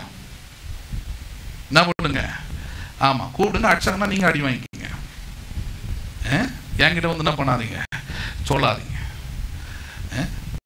அப்ப தேவனுடைய வேலைக்காக கொடுக்கும் போது அது வந்து சீப் அண்ட் பெஸ்டா செய்யணும், குறைவா செய்யணும், அது மேன்மையா செய்ய வேண்டியதில்லை. செலவு இது ரொம்ப அதிகமா போகுது இப்படிலாம் பேசுற ஆளு யாருக்கு சமமானவன்? அவன் யூதாஸ் காரியத்துக்கு சமமானவன். அவனுக்குள்ளே பண ஆசை இருக்குது. ஐயோ எனக்கு கிடைக்கலையே, அவனுக்கு பாருனாதான் எனக்கு கொடுத்துருந்தா நல்லா இருக்குமே, நான் எவ்வளவு கஷ்டப்படுறேன், எனக்கு எவ்வளவு கடன் இருக்குது, இதை கொண்டாந்து இந்த மாதிரி பண்ணிட்டானுங்களே, சர்ச்சுக்கா கொடுக்கறது, அதையா போடுறது, இதையா போடுறது, இதே வேலை தான் எங்களுக்கு. அதுக்குதான் இங்க யூதாஸ் காரியத்தை கேட்கிறார். அதுக்கு இயேசு எப்படிப்பட்ட பதிலை கொடுக்கிறார் பாருங்க. அது ஆவிக்குரிய பதில். என்ன பதில் அது? 9ஆம் வசனம். இந்த தைலத்தை உயர்ந்த விலைக்கு விற்று தரித்திற்கு கொடுக்கலாம் என்றார்கள். இயேசு அதை அறிந்து அவர்களை நோக்கி, நீங்கள் இந்த ஸ்திரீயை ஏன் தொந்தரவு படுத்துகிறீர்கள்? என்ன பண்றீங்க நீங்க? வாயை மூடி அமைதியா இருக்கலாம். நாங்க செய்யறது என்ன பண்ணுவோம், செஞ்சுக்கிட்டு தான் இருப்போன்றார். அவ பாட்டு செய்யல, நீ தான் செய்ய மாட்டேன்ற. செய்திகளையாவது என்ன பண்ணு, விடு, உனக்கே இது கெடுக்கிற வேலை. உன்னை யார் கமெண்ட்ரி கொடுக்க சொன்னதீங்க? உனக்கு தான் வக்கு இல்லை, எண்ணம் இல்லை, இறுதியும் இல்லை, ஆண்டவருக்கு செய்யணுன்ற யோசனை இல்லை. எது செஞ்சாலும் சீப்பா செய்யணும், எது செஞ்சாலும் குறைவா செய்யணும், எது செஞ்சாலும் சமைச்சுக்கிட்டே செய்யணும். வேற வழி இல்லை, சபைக்கு வந்துட்டேன், கொடுக்கலாம் நல்லா இருக்குமா, கொடுத்துருவோம். இப்படி செய்யறாரு. புரியுதுங்களா? இவ்வளோ தெளிவா சொன்ன பிறகும் மனப்பூர்வமாய் உற்சாகமாய் கொடுங்கள். நீங்க கொடுக்கறத வச்சு நான் உங்களை மதிக்கிறது இல்லை. உங்களை தேவனுடைய பிள்ளைகள் என்ற அந்த தகுதியில் தான் உங்களை நான் மதிக்கிறேன். அதனால புரிஞ்சுக்கங்க, நான் அந்த மாதிரி பாஸ்டர் இல்லை, இந்த மாதிரி போதுகிறேன். நீங்க கொடுத்தாலும் சரி கொடுக்கனாலும் சரி உங்களை யாருன்றதான் பார்க்கிறேன். ரெண்டே விதத்துல தான் பார்ப்பேன். ஒன்னு ரட்சிப்புல இருந்தீங்கன்னா தேவனுடைய பிள்ளைகள், இல்லைன்னா நீங்க பிசாசின் பிள்ளைகள். கொடுக்கறதுனால இல்லை, அதையும் சொல்லிடுறேன். உங்களோட விசுவாசத்தின் அடிப்படையில் தான் முடிவு செய்வேன். தேவனுடைய பிள்ளைகளா இருந்தா உங்களை எந்த உயரத்துக்கும் ஒன்னா பண்ணுவேன், உங்களை நான் தூக்குவேன். பிசாசின் பிள்ளைகள் தெரிஞ்சதுன்னா தரை மட்டத்தில் போட்டு தலையை நசுக்கி விட்டுருவேன். இல்லைங்க, நான் இந்த மாதிரிலாம் இங்கே பார்த்தது இல்லைங்க. இங்க பார்ப்பீங்க, பார்க்கணும். நீ உலகம் என்ன பண்ணணும், அதை சபையில தான் தேவன் யார், அவர் எப்படிப்பட்ட தன்மை உள்ளவன் பார்க்கணும். சபைகளும் கூனி குறுகி வளைஞ்சு நெளிஞ்சி சோப் போட்டு இப்படிலாம் போனதுனால அவங்க சபையில வந்தும் மனம் திரும்பாம மாறுதல் அடையாம இருக்கிறாங்க. அப்ப இயேசு கிறிஸ்து சொல்றாரு, ஏன் அவளை தொந்தரவு படுத்துறீங்கப்பா, அவளை தொந்தரவு படுத்தாதீங்க. ஏன் எப்படி சொல்றாரு? 14 வசனம் பாருங்க. தரித்திரர் எப்போதும் உங்களிடத்தில் இருக்கிறார்கள். நல்ல செம அடிது சொல்றாங்க இல்லையா? ஏழைகளுக்கு கொடுத்துருக்கலாம், கஷ்டப்படுற விசுவாசிகளுக்கு 4 சேர் என்ன பண்ணிருக்கலாம். எல்லாம் நீ இந்த வருஷம் 4 கொடுத்தீங்கன்னா 4 அடுத்த வருஷம் என்ன பண்ண வேண்டியதா இருக்கும். அதே 4 வாங்கிறதுக்கு அந்த 4 பேரும் வந்து உட்காந்துருப்பான். பேசுறது புரியுதா உங்களுக்கு? நீங்க வேணா பாருங்களேன், ரெகுலரா ஒரு ஆளு நல்ல கை கால் இருக்கிற ஆளுக்கு நீங்க சாப்பாடு ஏதோ ஒன்று வாங்கி போய் கொடுத்து பாருங்களேன், அவன் அந்த இடத்த விட்டு என்ன பண்ண மாட்டான், நகரவே மாட்டான். அவனுக்கு வேலை செய்யணும்னு தோணாது, வேற எங்கேயும் போகணும் தோணாது. அவனுக்கு தெரியும் மதியானம் 12 மணிக்கு ஐயா கொண்டாந்து என்ன பண்றாரு, எனக்கு லஞ்சை கொடுத்துருவார், சாப்பிடுவோம் நம்ம இங்கேயே. அவன் சோம்பேறியே தான் இருப்பான் அவன். அதனால இயேசு கிறிஸ்து சொல்றார், தரித்திரருக்கு நீ கொடுக்கறதுனால அவன் பேர் ஐஸ்வர்யம் ஆகிட்டு போறானா? ஐஸ்வர்யமாக மாற்றுகிறவர் யாரு? ஐஸ்வர்யமாக்குகிறவர் யாரு? தரித்திரத்தை நிறைவாக்குகிறவர் யாரு? தேவன் தான். நீங்க கொடுக்கறதுனால எந்த மனுஷனும் என்ன பண்ண முடியாது, நீங்க ஒன்னும் பெரிய பணக்காரனா ஒன்னும் ஆக்கிட முடியாது. அரசியல் கட்சி தலைவர்கள் மாதிரி பேசக்கூடாது. நாங்கள் வந்தாலும் என்ன பண்ணுவோம், விடியிலே உண்டாக்குவோம், அதை உண்டாக்குவோம், இதை உண்டாக்குவோம். அவங்க எதோ ஒண்ணா பேசுவாங்க ஓட்டுக்காக. ஆனா உண்மையை நடக்குதா? உண்மையை நடத்த முடியுமா? அவங்களுக்கே தெரியும் சத்தியமா இது இத்தனை கோடி மக்களுக்கும் நம்ம என்னதான் திட்டம் போட்டாலும் என்னதான் கொடுத்தாலும் நிறைவை கொண்டு வர முடியாது, ஐஸ்வர்யமானாக மாற்ற முடியாது. ஓரளவுக்கு நகர்த்துறதுக்கு என்ன பண்ணலாம், உதவி செய்யலாம், அவ்வளவுதான். அப்ப ஐஸ்வர்யமானாக மாற்றுகிறவர் யார்? ஐஸ்வர்யத்தை சம்பாதிக்கிற பலனை கொடுக்கிறவர் யார்? எது ஐஸ்வர்யத்தை கொடுக்கிறது? வசனம் சொல்றது, கர்த்தருடைய ஆசீர்வாதமே ஐஸ்வர்யத்தை கொடுக்கும், அதனுடன் கூட அவர் வேதனையை கூட்டார். அப்ப கர்த்தர் ஆசீர்வாதத்தை கொடுக்கிறார், அதுல இருந்து ஐஸ்வர்யத்தை கொடுக்கிறாரு. நீ கொடுக்கறதுனால, நீ பணம் கொடுக்கறதுனாலயோ, நீ சாப்பாடு கொடுக்கறதுனாலயோ, நீ துணிமணி கொடுக்கறதுனாலயோ என்ன பண்ணிடாதாங்க, ஒன்னும் தரித்திரம் ஒன்னும் உலகத்துல இருந்து ஒழிந்து விட போவதில்லை. பேசுறது புரியுதா இல்லையா? பாவங்கள் போக வேணும் ஒருத்தர் பாடினார், ராஜுன்னு நினைக்கிறார் அவர் பேரு. அவர் அப்படிதான் ஒரு இடத்துல பேசிக்கிட்டு இருக்கிறார். பாட்டு தான் நல்லா தான் பாடினாரு, ஆனா பேசுறது என்னமோ ஏடாகூடமா இருக்குது. ஒரு ஊழியக்காரர் சொன்னாரு, ஊழியம் வளர வளர நிறைய இடத்துக்கு சுவிசேஷம் அறிவிப்பதற்கு ஒரு காலகட்டம் வரும், அன்றைக்கு தனியா ஜெட்டே இருக்கும்ட்டார். ஜெட்னா ஏர் ஃபிளைட் இருக்குன்னு ஒரு வார்த்தைக்கு தான் சொன்னார், வாங்கல அவரு. உடனே ஒரு கோவம் வருது பாருங்க. அவர் பேசுறாரு, ரைமிங்ல பேசுறாரு, ஆனா டைமிங் தான் சரியில்லை. என்ன பேசுறாரு, எத்தனை ஏழை குழந்தைகளுக்கு ஜெட்டி இல்லை, உனக்கு ஜெட்டு தேவையா? ஜெட்டி ஜெட்டு ஜேக்கு ஜே. சர்ச்சிலுங்க வாலி பிள்ளைங்க மத்தியிலுங்க, ஹலோ இப்போ நீ ஜெட்டி வாங்கி கொடுத்துருக்குன்னா என்ன ஆகிடும், அந்த பிள்ளைங்களுக்கு 3 மாதத்துக்கு கழிச்சு கிழிஞ்சு போவோம். திருப்பி நீ தான் என்ன பண்ணணும், ஜெட்டியை இப்படியே ஜெட்டி வாங்கி கொடுத்துக்கினே இருந்தா எப்போதான் தேவனுக்கு என்று, தேவனுடைய நாமத்திற்கு என்று, தேவனுடைய சுவிசேஷத்துக்கு என்று நீ வேலை செய்ய போற சொல்லும் போல. ஹலோ, சபையில ஒரு சின்ன வேலையை செய்யணும்னா கூட என்ன பண்ண வேண்டியதா இருக்குது, ஏலம் விட்டுட்டு உட்காந்துருக்க வேண்டியதா இருக்குது. எத்தனை பேர் 50 ரூபாய் கொடுக்கிறவர்கள், எத்தனை பேர் கை தூக்குங்கள், 100 ரூபாய் கொடுக்கிறவர்கள், அதெல்லாம் வெக்கமான சூடு சோரணம் இல்லாம சபையில செஞ்சிடறாங்க. அதெல்லாம் அதை பத்தி கொஞ்சம் கூட அவமானமே படுறதில்ல. இருக்கிறதெல்லாம் அவமானப்பட வேண்டிய விஷயமே அதான். வசனம் சொல்லுது, மோசே ஆண்டவர் சொல்லி கொடுத்தாரு, கொடுக்கும்படியாக சொல்லு, சொல்லிட்டு மனப்பூர்வமாய் உற்சாகமாய் கொடுக்கணும் இடத்துல மட்டும் வாங்கு. கட்டாயப்படுத்தாத, அவனை व्यसனப்படுத்த வேணான்றாங்க. கொடுப்பது என்பது எப்படி இருக்கணும்? அது அவன் மன விருப்பத்துல அவன் கொடுக்கணுமே தவிர 50 ரூபாய் எத்தனை பேர் கொடுக்க பிச்சை எடுத்துடலாம். அது பிச்சை எடுக்கிறது தான். அது லிட்டரலா தேவனை அசிங்கப்படுத்துறீங்க, நீங்க சபையை அசிங்கப்படுத்துறீங்க, ஊழியத்தை அசிங்கப்படுத்துறீங்க. ஏன் அங்க நீங்க போதிக்க வேண்டியதை போதிச்சா நீ 50 ரூபா கொடுன்னு கேட்கிற ஆள் 50,000 ரூபாய் எடுத்துட்டு என்ன பண்ணுவான்? அவன் கொடுக்கிறவனா மாறுவான். கர்த்தரவனை ஆசீர்வதிப்பார். அவனுக்கு அந்த விசுவாசம் வரும், அவனுக்கு அந்த நம்பிக்கை வரும். கொடுப்பதனால நான் என்ன பண்ணுவேன்? செழிப்பேன்ற அந்த நம்பிக்கை வரும். அதை பண்றதை விட்டுட்டு இந்த மாதிரி பிரசங்கத்தை பண்ணிக்கிட்டு இருந்தா இந்த மாதிரி பிச்சை தான் எடுத்துக்கிட்டு இருக்கணும். ஒரு டைம் அப்படிதான் பேசிக்கிட்டு இருந்தாங்க. 70-80 டைம்ல எல்லாம் பாத்தீங்கன்னா அப்பெல்லாம் நான் பிறக்கல. ஆனா அந்த டைம்ல பிரசங்கம் பண்ணது, அந்த பிரசங்கம்லாம் இருக்குது இப்பயும் ஆடியோ டேப்ல. அதை கேட்ட சொல்றாங்க, ஊழியக்காரன் சினிமாக்காரர்களை போல வெளியேர்ந்த வஸ்திரங்கள், அதுக்கப்புறம் கார்கள் இதெல்லாம் வாங்க பார்க்கிறீர்கள். இயேசு கிறிஸ்து எங்கும் நடந்து என்ன பண்ண அவர் சுற்றி திரிந்தா கால்கள் அவர் சுற்றி. அவர் காலத்துல வண்டியே இல்லடா, கார் இல்லடா, ஏன்டா அப்படி பண்றீங்க? புரியுதுங்களா இல்லையா? அதெல்லாம் இப்ப வந்து டெக்னாலஜிடா. எதுக்கு வண்டி, எது காரு? ஹலோ, எதுக்குங்க அது? ஆடம்பரத்துக்கா?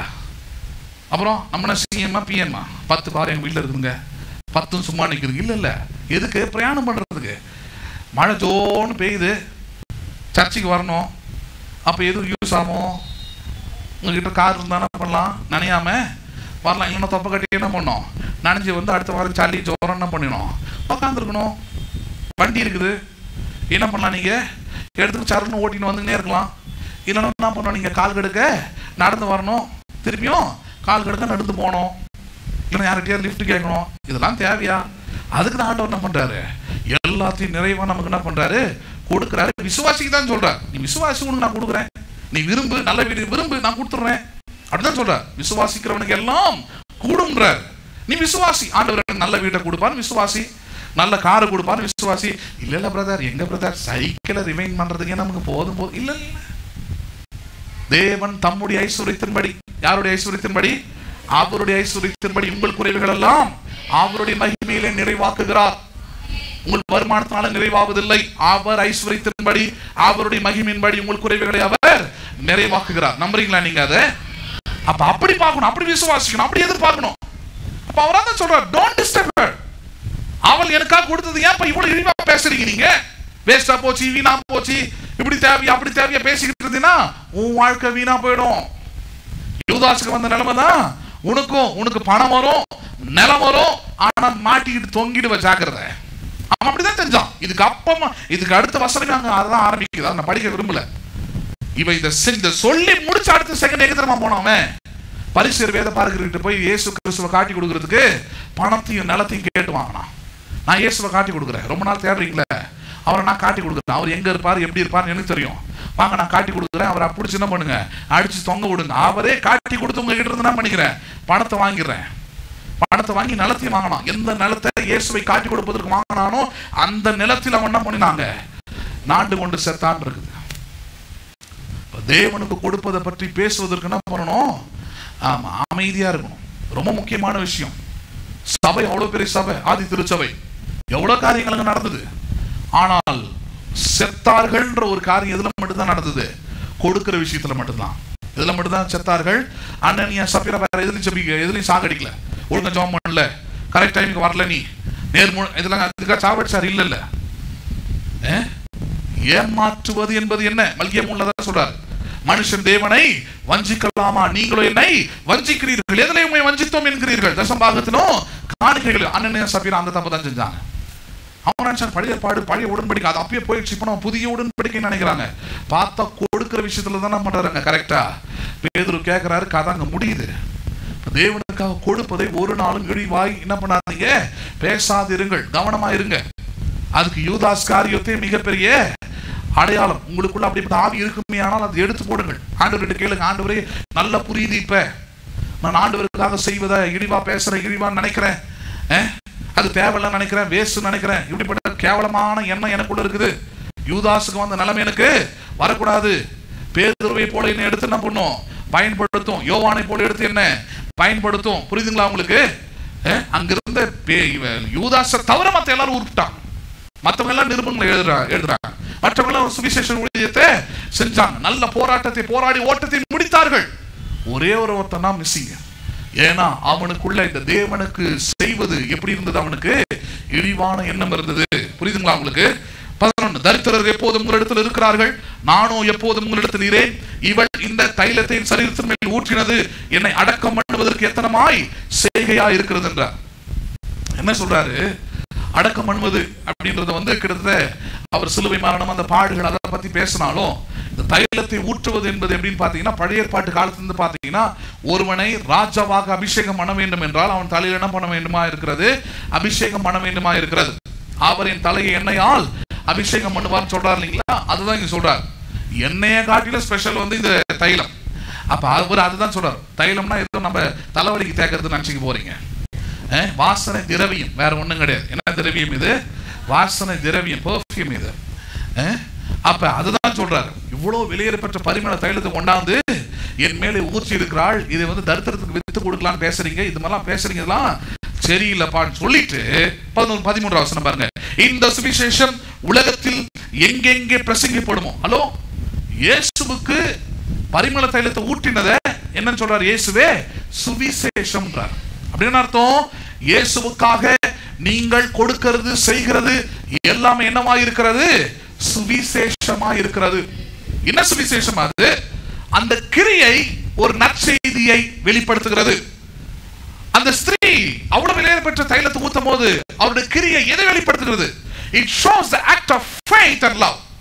அந்த ஸ்திரீ அந்த விலையேறப்பட்ட தைலத்தை ஊற்றும் போது அந்த கிரியை, அந்த செய்கை எதை வெளிப்படுத்தினது?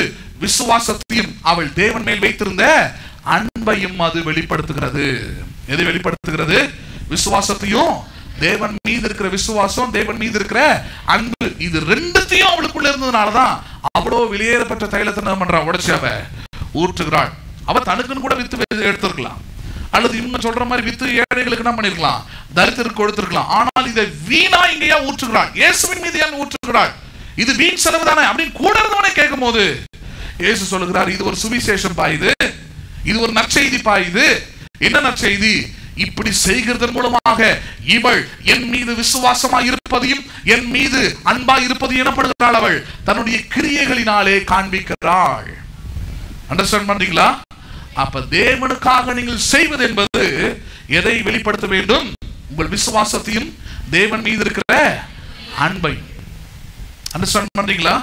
புரியுதுங்களா உங்களுக்கு பேசுறது? உங்களுக்கு பாருங்க, அங்கே இவளை நினைப்பதற்காக இவள் செய்தது சொல்லப்படும் என்று மெய்யாகவே உங்களுக்கு சொல்லுகிறேன் என்றால், எங்கெல்லாம் சுவிசேஷம் பிரசங்கிக்கப்படுமோ அங்கெல்லாம் இது என்ன பண்ணப்படும்? சொல்லப்படும். என்ன? இயேசுவின் மீது வைக்கிற விசுவாசமும் இயேசுவுக்கு நான் காண்பிக்கிற அன்பு காட்டிலும் பணமோ பொருளோ வேற எதுவுமே என்ன கிடையாது, உயர்ந்தது அல்ல.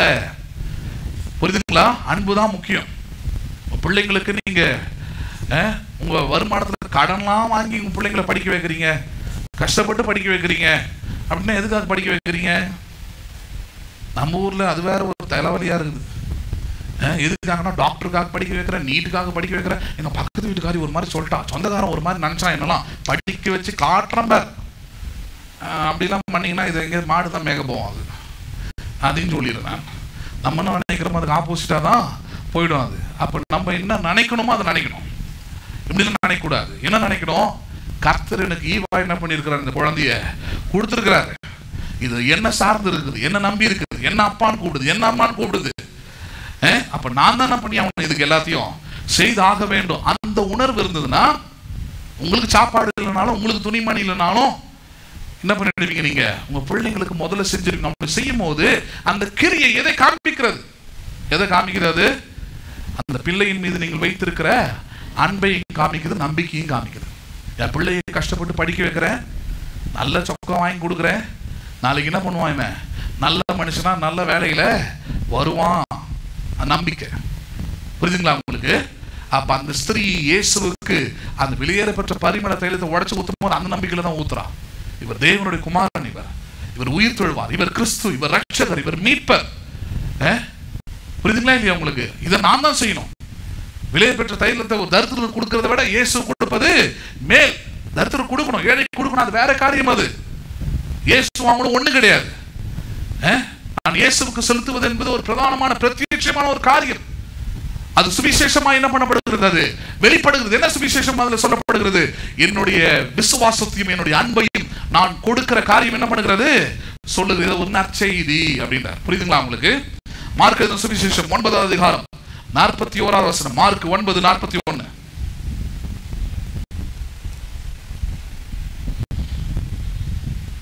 நீங்கள் கிறிஸ்துவின் உடையவர்களாக இருக்கிறபடினாலே என் நாமத்து நிமித்தம் உங்களுக்கு ஒரு கலசம் தண்ணீர் குடிக்க கொடுக்கிறவன் தன் பலனை அடையாமல் போவதில்லை என்று மெய்யாகவே உங்களுக்கு சொல்லுகிறேன்.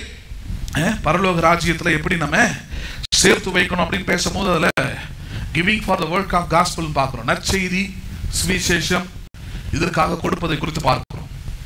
அதுல மார்க் சுவிசேஷம் 9:41 ஆண்டவர் இயேசு சொல்றாரு, என் நாமத்து நிமித்தம்.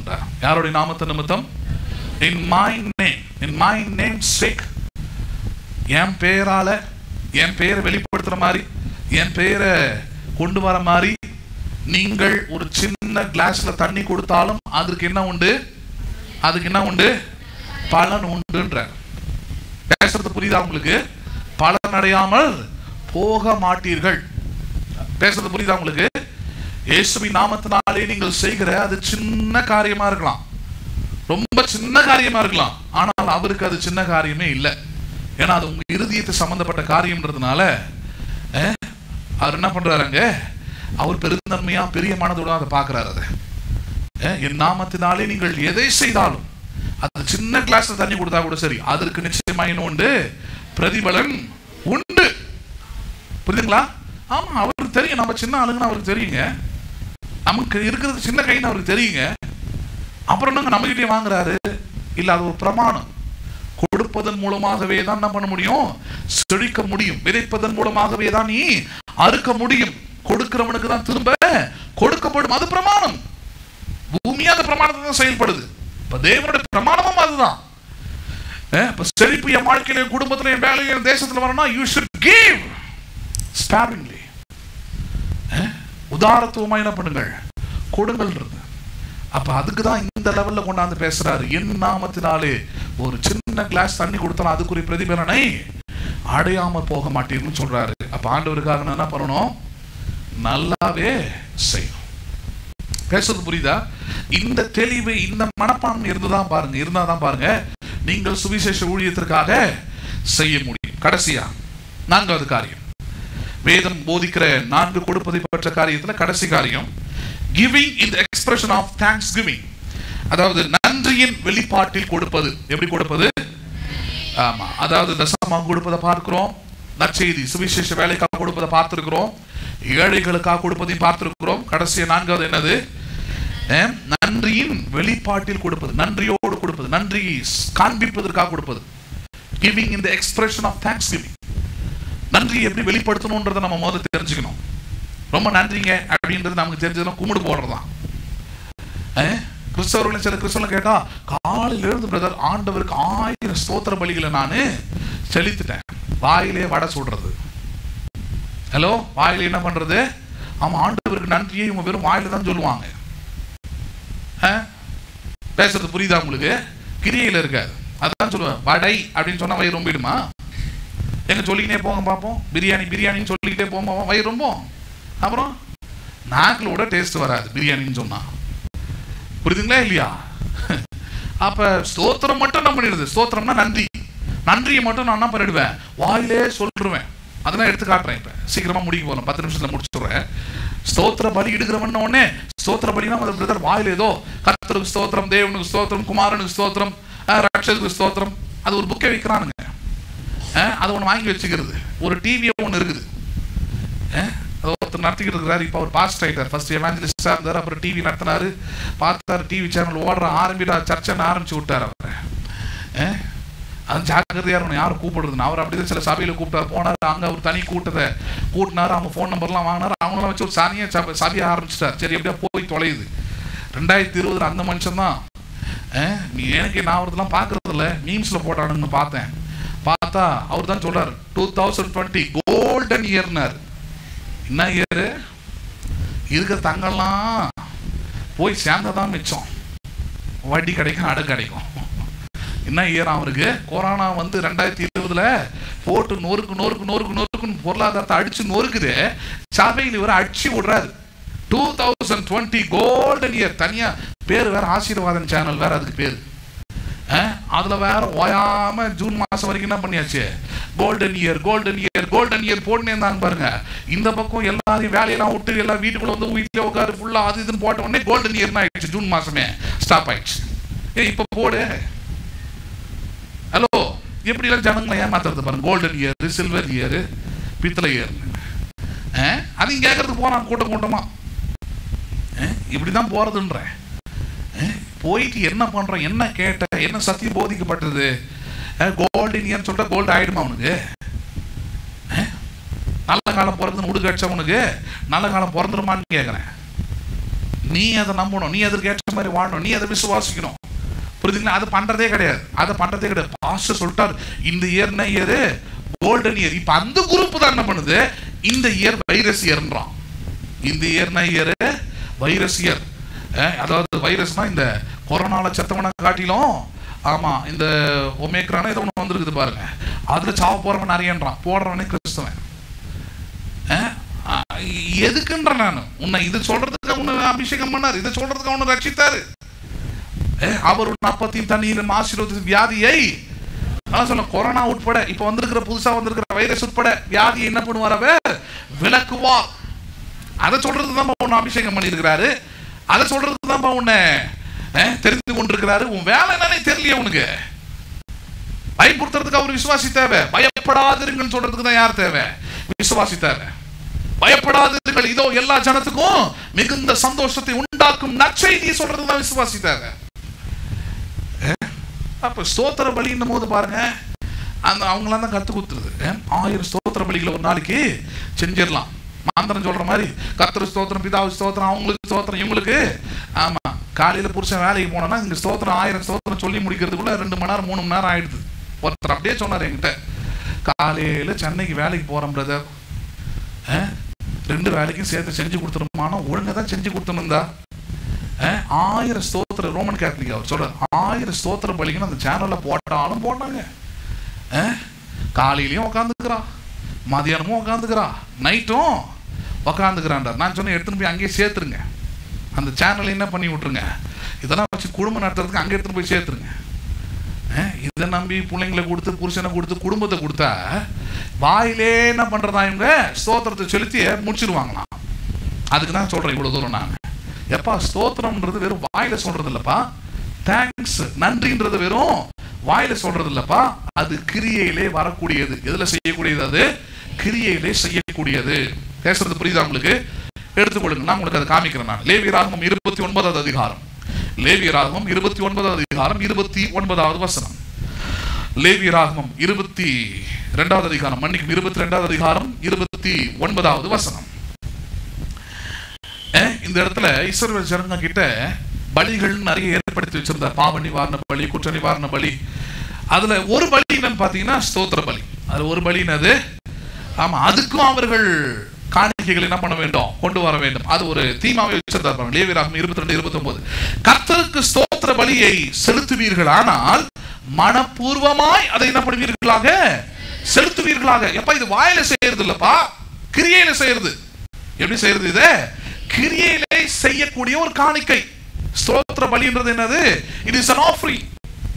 புரியுதுங்களா இல்லையா? எப்படி கிட்டத்தட்ட தசமாங்கம் கொடுக்கிறோமோ, ஸ்தோத்திர பலின்றது என்ன? எனக்குள்ள இருக்கிற நன்றியின் மிகுதியினால தேவனுக்கு என்ன பண்ணுகிறேன்? நானு அங்க எதையோ ஒண்ணு கொடுக்கிறேன். புரியுதுங்களா உங்களுக்கு? நீங்க கிராம சைட்ல எல்லாம் போனீங்கன்னா அங்க இருக்கிற விசுவாசிகள் அதை செய்யறாங்க. ஒரு ஆட்டு மந்தையை வச்சிருக்கிறாங்க.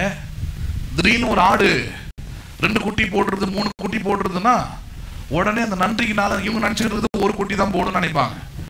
அது ஒரு 3 குட்டி 4 குட்டி 2 குட்டின்னு போட்டுருச்சுன்னா உடனே என்ன பண்ணிடுறாங்க அதை. ஆமா, பாஸ்டர் ஒன்று கேட்கறது இல்லை, எடுத்துனுவான்னு கேட்கறது இல்லை, ஆண்டவர் ஒன்று எடுத்துனுவான்னு சொல்றது இல்லை. நன்றின்றது என்னது? நான் என் தேவனை எனக்கு நன்மையை செஞ்சிருக்கிறார், நான் என்ன பண்றேன்? நன்றியோடு அவருக்கு இதை கொடுக்குறேன்னு கொடுக்கறது தான் நன்றி. புரியுதுங்களா உங்களுக்கு? வெறும் வாயில் ஆண்டவரே 3 குட்டி ரொம்ப ஸ்தோத்திரம் சொல்லிட்டு நீ அமுக்கிறது இல்லை. அந்த ஸ்தோத்திரத்தை ஆண்டவர் நம்ம வெறும் வாயில் ஸ்தோத்திரத்தை ஆண்டவர் என்ன பண்றதுல அங்கீகரிப்பது இல்லை. அவர் என்ன சொல்றாரு? நீ ஸ்தோத்திர பலியை செலுத்த விரும்புகிறவர்கள் மனப்பூர்வமாய் என்ன பண்ண கடவீர்கள், நீங்கள் செலுத்துங்கள் என்றார். சங்கீதம் 116:17 பாரு. 116வது சங்கீதம் 17வது வசனம். 116வது சங்கீதம் 17வது வசனம். சங்கீதக்காரன் சொல்றார். 116வது சங்கீதம் 17வது வசனம். நான் உமக்கு ஸ்தோத்திர பலியை செலுத்தி கர்த்தருடைய நாமத்தை என்ன பண்ணிக்கொள்வேன், நானே தொழுது கொள்வேன். I will give the offering of thanksgiving and I will worship you. நான் உமக்கு ஸ்தோத்திர பலின்னு ஒன்று செலுத்தி நான் என்ன பண்ணுவேன், உண்மை நானே தொழுது கொள்வேன். நன்றியோடு இருப்பேன்றான். நன்றியின் பலி என்ன பண்ணுவேன், நானு செலுத்துவேன். நன்றியின் காணிக்கையை கொடுப்பேன். நன்றியின் அந்த நன்றியை நான் வெறும் வாயில சொல்லாம செயல் என்ன பண்ணுவேன், நான் அதை பலியாக காண்பிப்பேன். பேசுறது புரியுதுங்களா உங்களுக்கு? சங்கீதக்காரன் சொல்றாங்க. இன்னொரு சங்கீதம் 50வது சங்கீதம் 23வது வசனம். சங்கீதம் 50:23. 50வது சங்கீதம் 23வது வசனம். ரொம்ப அற்புதமான ஒரு வார்த்தை இது. இந்த ஸ்தோத்திர பலி எதை அது வெளிப்படுத்துகிறது, என்ன சொல்ல வருது அப்படின்றது அது சொல்ற. 50வது சங்கீதம் 23வது வசனம். ஸ்தோத்திர பலியிடுகிறவன் என்ன பண்ணுகிறான், அவன் மகிமைப்படுத்துகிறான். He glorify me. நீங்கள் ஆண்டவருக்கு நன்றியின் பலிகளை செலுத்தும் போது ஆண்டவரை என்ன பண்ணுகிறீர்கள், நீங்கள் ஆண்டவர் என்ன பண்றீங்க, நீங்க வெறும் வாயில ஸ்தோத்திரம் சொல்றதுனால மகிமை இல்ல. நன்றியின் காணிக்கைகளை, நன்றியின் பலிகளை ஆண்டவருக்கு நீங்கள் செலுத்தும் போது அந்த நன்றியின் பலி எதை வெளிப்படுத்துகிறது, தேவனுக்கு மகிமையை கொண்டு வருகிறது, வெளிப்படுத்துகிறது. சங்கீதம் 107:22 பாருங்க. சங்கீதம் 107:22. 107வது சங்கீதம் 22வது வசனம். ஸ்தோத்திர பலிகளை செலுத்தி, எப்படி வருது பாருங்க. செலுத்தினா வாயில சொல்றது இல்ல, அது செலுத்தின்னு வராது.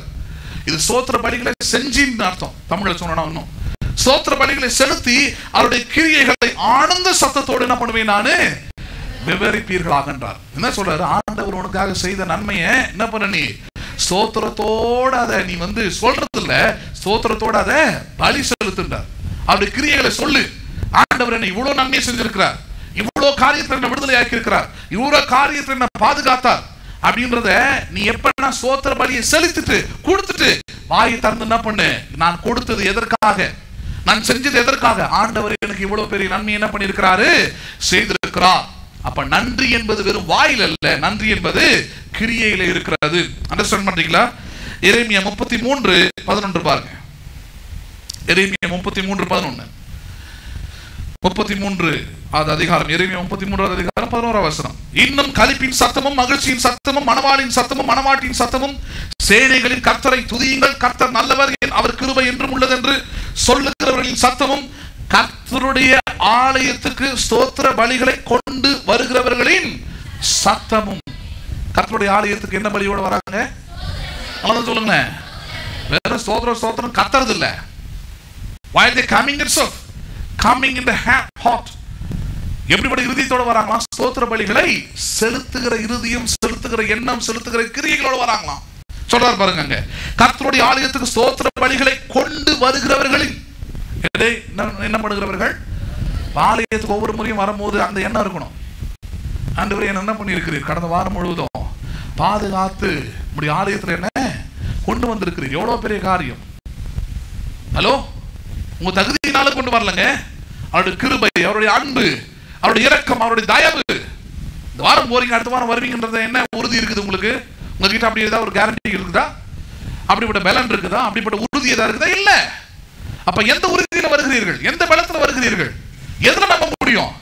கடந்த வாரம் முழுவதும் நான் தவறி போயிருக்கலாம், தப்பு செஞ்சிருக்கலாம், அவருக்கு விருப்பம் இல்லாத பண்ணிருக்கலாம், அவர் சித்தம் புரியாம பண்ணிருக்கலாம், அவர் அன்பு கூறாம இருந்திருக்கலாம், ஜெபிக்காம இருந்திருக்கலாம், புரியுதுங்களா? அவர் எதிர்பார்க்கிற மாதிரி நல்லவனா கூட நடக்காம இருந்திருக்கலாம். ஆனால் அவைகள் மத்தியிலும் என்னை மன்னித்து அன்பு கூர்ந்து, புரியுதுங்களா இல்லையா, என் பாவங்களை மன்னித்து, என் நோய்களை குணமாக்கி, என் அக்கிரமங்கள் மீறுதல் எல்லாத்தையும் மன்னித்து, என் பிராணனை அழிவுக்கு விலக்கி மீட்டு, நன்மையினால் என்னை முடிசூட்டி, அவருடைய கிருபையெல்லாம் கொடுத்து இந்த காலை நேரத்தில் என்ன பண்ணியிருக்கிறார், என்ன கொண்டு வந்திருக்கிறார். என் காதுகள் தேவனுடைய வார்த்தைகளை கேட்கும்படியாக, என் உதடுகள் தேவனை துதிக்கும்படியாக, புரியுதுங்களா இல்லையா, என் கைகள் தேவனுக்கு உற்சாகமாக காணிக்கைகளை கொடுக்கும்படியாக அவர் எனக்கு இந்த வேளத்தை என்ன பண்ணியிருக்கிறாரு, கொடுத்திருக்கிறார். அண்டர்ஸ்டாண்ட் பண்றீங்களா? அததான் இந்த இடத்துல சொல்றாரு, ஒரு காலகட்டம் வரும், அந்த காலகட்டத்தில் ஆலயத்துக்கு வருகிறவர்கள் எப்படியெல்லாம் வருவாங்கன்னா, அது நிறைய சொல்றாரு. மணமாளன் மணமாட்டி அவங்க புறப்படுறது போல புறப்படுவாங்க, இப்படி வருவாங்கன்னு சொல்லிட்டு அது ஒரு காரியம். ஸ்தோத்திர பலிகளை செலுத்துகிறவர்களாக என்ன பண்ணுவார்கள், வருவார்கள், கொண்டு வருகளின் சத்தமும் கேட்கப்படும் என்று கர்த்தர் சொல்லுகிறார். அவர்கள் முன்னி இருந்ததிலே போல இருக்கும்படி தேசத்தின் சிறையிருப்பை திருப்புவேன் என்று சேனைகளின் கர்த்தர் சொல்றார். எப்படி எப்படி திருப்புவாரா? You will become, you will back to the best level. உங்களுடைய வாழ்க்கை மறுபடியும் சிறந்த நிலைமைக்கு என்ன பண்ணப்படும்? அது கொண்டு வரப்படும். பேக்னா உங்க வாழ்க்கையோட பேக் இல்லைங்க. ஆதாம் ஏவாள் இருந்த பேக், ஏதேன் தோட்டத்திலிருந்து துரத்தப்பட்டதுக்கு முன்பதாக இருந்தது பாத்தீங்களா ஒரு வாழ்க்கை. அந்த வாழ்க்கை உங்களுக்கு என்ன பண்ணுவேன்? நான் கொண்டு வருவேன். ஆசீர்வாத வாழ்க்கையில கொண்டு வருவேன், நன்மையின் வாழ்க்கையில கொண்டு வருவேன், நிறைவின் வாழ்க்கையில, சமாதானத்தின் வாழ்க்கையில உங்களை நான் கொண்டு வருவேன். You will be back to the peace. சமாதானத்துக்கு மறுபடியும் திரும்புவீர்கள். நடுவில் சில பிரச்சனைகள் வந்திருக்கலாம், சில காரியங்களை சமாதானம் இழந்து போயிருக்கலாம். ஆண்டவர் சொல்றாரு, நன்றியின் காணிக்கைகளை கொண்டு வா, மறுபடியும் என்ன பண்ணிருக்கலாம் நீ அங்க. ஆமா, you will back to the peace. நன்றி உள்ளவனா இரு. அதான் இவர் கேட்கறது. உன் காணிக்கைகள் ஆண்டவர் எதை கேட்கிறாரு? Be thankful to God. நன்றி உள்ளவனா இரு. புரியுதுங்களா இல்லையா? God is expecting that. 10 குஷ்டரோகிகளை சுஸ்தமாக்குறாரு. ஒருத்த மட்டும் தான் திரும்பி வந்து என்ன பண்றான்? அவரிடத்துல காண்பித்து நன்றி சொல்றான். ரொம்ப சந்தோஷமா போயிட்டு வா அப்படின்னு சொல்லாம கேள்வியாவே கேட்கிறாரு. மிச்சம் 9 பேர் எங்கப்பா? உங்க 10 பேரெல்லாவா சுகமாக்குனேன்? நீ ஒருத்த மட்டும் தானே திரும்பி வந்து என்ன பண்ற? சுகமானத காமிக்கிற. சரி, சுகமாயிட்ட, நீயாவது வந்த, சுகமாயிட்ட, ஏதோ ஒழுக்கமா வாழு அப்படின்னு சொல்லல. நீங்க படிச்சு பாருங்க, இயேசு சொல்றாரு, போயிட்டு இதுக்குன்னு ஒரு நன்றியின் காணிக்கை இருக்குது, அதை போய் ஆசாரியன் இடத்துல போய் காண்பித்து, இது போல எனக்கு குஷ்டரோகம் என்ன பண்ணிருக்குது, சுகமாயிடுச்சு, இலவசமா எனக்கு ஆண்டவர் சுகத்தை கொடுத்திருக்கிறாரு அப்படின்னு நன்றியின் காணிக்கைகளை என்ன பண்ணாங்க? செலுத்துன்றார். அவரே சொல்லிக் கொடுக்குறார். God himself teach. நீங்க நான் உங்களுக்கு சொல்லிக் கொடுக்குறோம் போது அதே போல இயேசுவே நீங்க என்ன பண்றாங்க? சொல்லிக் கொடுக்குறாரு. நன்றினா வெறும் வாயில சொல்லிட்டு போறதுல ரொம்ப தேங்க்ஸுங்க. ஹலோ, புரியுதா உங்களுக்கு? உங்களுக்கு ஒரு எக்ஸாம்பிள் சொல்றேன் நான். இந்த ரோட்ல பாத்தீங்கன்னா இலவச அட்வைஸ் மாதிரி நிறைய பேர் இலவசமா உதவி செஞ்சுக்கிட்டு இருப்பான். இலவச ஹெல்ப்லைன் மாதிரி டீ கடையில் அங்கங்க உட்காந்துங்கன்னு வண்டியில் நம்ம அவசரத்துல ஸ்டாண்ட் எடுக்காம போயிடுவோம். பார்த்துருக்கீங்கன்னா அது ஒரு குரூப் பேர் ஸ்டாண்ட் ஸ்டாண்ட் ஸ்டாண்ட் ஸ்டாண்டுமா ஸ்டாண்ட் ஸ்டாண்ட். அப்புறம் வண்டி எங்கேயாவது கடைக்கு போகும்போது அவசர அவசரமா ஸ்டாண்டை போட்டு உள்ள போனா சாவி எடுக்காம போயிடும். சாவி எதுல இருக்கும்? சாவி எதுல இருக்கும்? சரி, சாவி. இதுக்கெல்லாம் நம்ம என்ன பண்ணுவோம்? ஸ்டாண்ட் எடுக்கிறதுக்கும் தேங்க்ஸுங்க, சாவி எடுக்காம போனதுக்கும் தேங்க்ஸுங்க, நல்ல வேலை ஞாபகப்படுத்தினீங்க, எவ்வளவுதான். புரியுதுங்களா? அவ்வளவுதான் நம்ம அவனுக்கு சொல்லுவோம். இதே உங்களுக்கு ஹார்ட் ஃபெயிலியர் ஆயிடுச்சுன்னு வச்சுப்போம். ஏன்னா அந்த லெவலுக்கு போனால் தான் நல்லா புரியும். இல்லை உங்களுக்கு ஏதோ ரத்தம் தேவைப்படுதுன்னு வச்சுப்போம். ரத்தத்தை ஒருத்தர் வந்து என்ன பண்ணியிருக்கிறாரு, உங்களுக்கு கொடுத்தாருன்னு கேள்விப்படுறீங்க, நல்லா ஆயிட்டீங்க. இப்போ அவரை சந்திக்கிறீங்க, இல்லை அவர் உங்களுக்கு சந்திக்கிறாருன்னு வச்சுப்போமே.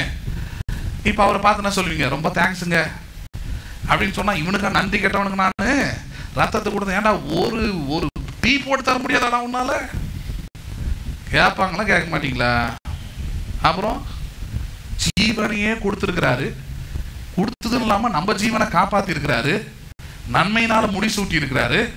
2020 தாண்டி 2021 ஒன்று பண்றோம், முடிக்கிற அளவுக்குலாம் வந்தாச்சு. வந்த பிறகு நான் வெறும் ஆண்டவருக்கு வெறும் வாயிலே என்ன பண்ணுவேன்? நான் தேங்க்ஸுங்க, ரொம்ப தேங்க்ஸ் ஆண்டவரே, என் ஆத்துமாவே கர்த்தரையே ஸ்தோத்திரி. பணத்தெல்லாம் எடுத்துன்னு போய் சொந்தக்காரனுக்கும் அவனுக்கு இவனுக்கும் கூட வேலை செய்யறவனுக்கும் எல்லாருக்கும் கொடுத்துக்கிட்டு உக்காந்துருந்தோன்னா ஆண்டவர் பாப்பார், பாத்தியா காப்பாத்துறது நம்ம நல்ல வாங்கி சம்பாரிச்சு அதெல்லாம் கரெக்டாக வந்துடும். அது கரெக்டாக வருது பாருங்க. அது எந்த வசனத்தில் இருக்குது? அது கரெக்டாக வந்துடுது. போன வாரம் பேச பிரசங்கமானது என்னன்னு கேட்ட என்ன பண்றதில்ல, வாயில வரதில்லை. ஆண்டவர் அப்படிதான் பார்ப்பாரு. எப்ப நல்லது உனக்கு செஞ்சது நானு, மூச்சு இழுத்து இழுத்து போடுறீங்க, அப்படியே இழுத்துக்கிட்டு அப்படி நின்றுச்சுன்னா சர்ச்சு வாட்ஸ்அப் குரூப்ல அனௌன்ஸ்மெண்ட் தான். என்னது? அடக்க ஆராதனை எத்தனை மணிக்கு எங்க நடக்குது, ஏது நடக்குதுன்றத பேசுறது புரியுதா? ஜீவன் சுகம் பலன் யாவையும் என்ன பண்ண இருக்கிறாரு, கொடுத்திருக்கிறார். அதே அடிப்படை இன்னும் நிறைய கொடுத்திருக்கிறாரு. உங்களுக்கு நல்ல வீடு கொடுத்திருப்பார், நல்ல வேலையை கொடுத்திருப்பார், நல்ல வண்டியை கொடுத்திருப்பார், எல்லாம் கொடுத்திருப்பாரு. எல்லாம் கொடுத்தாலும் நமக்குள்ள என்ன பண்றது இல்ல, அவரு கொடுத்தாருன்னு நினைக்கிறதே இல்லை. இல்லாத போது அவர்கிட்ட போய் கேட்கிறோம், ஆண்டவரே நல்ல வேலையை கொடுத்துரும், நல்ல வண்டியை கொடுத்துரும், உண்மையா இருப்பேன். வந்த பிறகு அவரா கொடுத்தாரு, அவரா கொடுத்தாரு, எனக்கு நான் வந்து அதை பண்ண இதை பண்ண இது செஞ்சேன். இன்னும் you should not talk like that. நன்மையான எந்த ஈவும் யார் இடத்துல வருகிறது? பரத்திலிருந்து உங்களுக்கு வருது. அவர் தடை பண்ணிட்டா உங்களுக்கு எந்த மனுஷன் முயற்சி செஞ்சாலும் உங்களுக்கு ஒண்ணு நடக்க.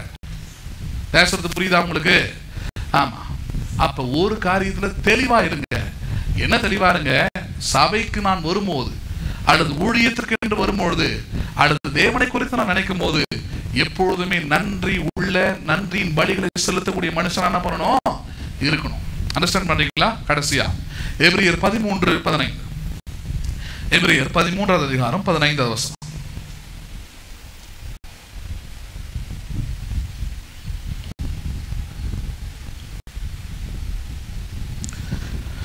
இந்த வசனத்தை தான் நிறைய பேர் தப்பா நினைச்சுக்கிட்டு வெறும் ஸ்தோத்திர பலினா வாயில சொல்றதுன்னு நினைக்கிறாங்க. அங்க இருக்குது, தெளிவா இருக்குது பாருங்க. எபிரேயர் 13:15. ஆகையால் அவருடைய நாமத்தை துதிக்கும் உதடுகளின் கனியாகிய ஸ்தோத்திர பலியை அவர் மூலமா எப்பொழுதும் தேவனுக்கு என்ன பண்ண கடவோம்? செலுத்த கடவோம்.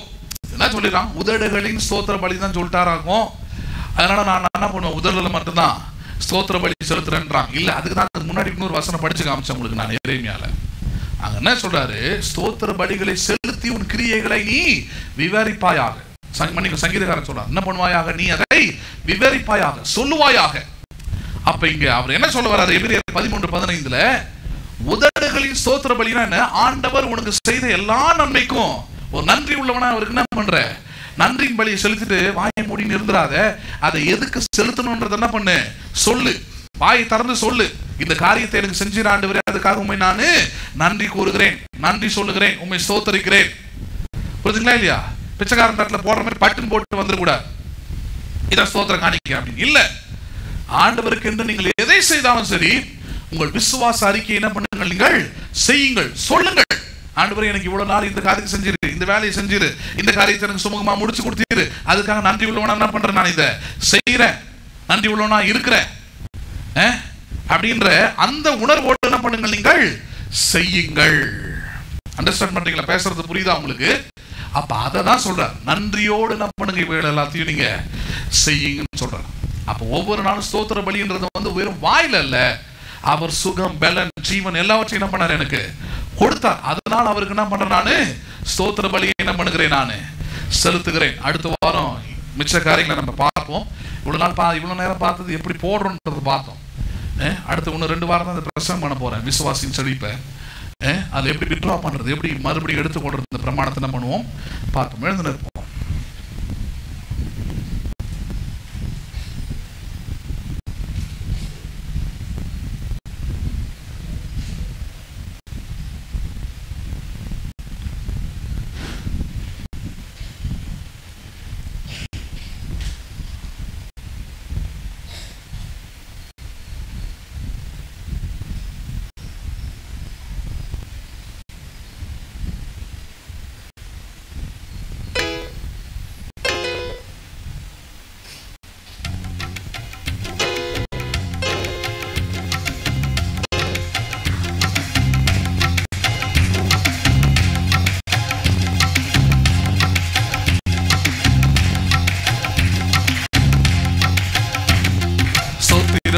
ஸ்தோத்திர பலி அப்பாவுக்கு, துதியும் கனமும் மகிமையும் ஏசப்பாவுக்கு. பாடுவோம்.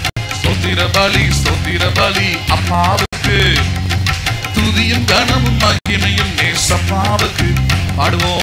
ஸ்தோத்திர பலி அப்பாவுக்கு, என் துதியும் கனமும் மகிமையும் ஏசப்பாவுக்கு. என் ஸ்தோத்திர பலி அப்பாவுக்கு, கனமும் மகிமையும் ஏசப்பாவுக்கு. சுகம் தந்தீரே, நன்றி ஐயா. பலன் தந்தீரே, நன்றி. எனக்கு சுகம் தந்தீரே, உமக்கு நன்றி ஐயா. பலன் தந்தீரே, நன்றி ஐயா. ஸ்தோத்திர பலி அப்பாவுக்கு, என் துதியும் கனமும் மகிமையும் ஏசப்பாவுக்கு. ஸ்தோத்திர பலி அப்பாவுக்கு, துதியும் கனமும் மகிமையும் ஏசப்பாவுக்கு. உணவு தந்தீர், நன்றி ஐயா. உடையும் தந்தீர், நன்றி ஐயா. உணவு தந்தீர்.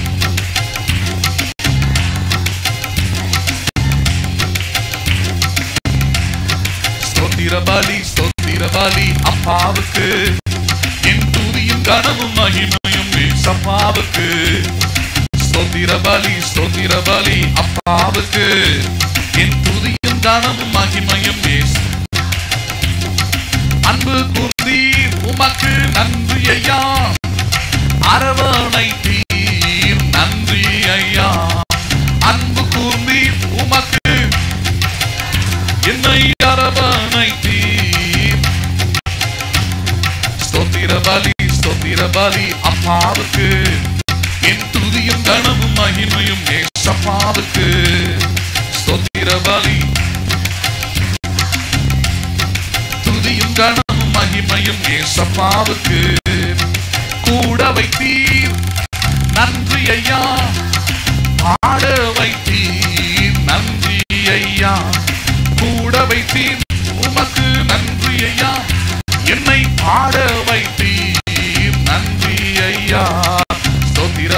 ஸ்தோத்திர பலி அப்பாவுக்கு என் துதியும் கனமும் மகிமையும் ஏசப்பாவுக்கு. ஸ்தோத்திர பலி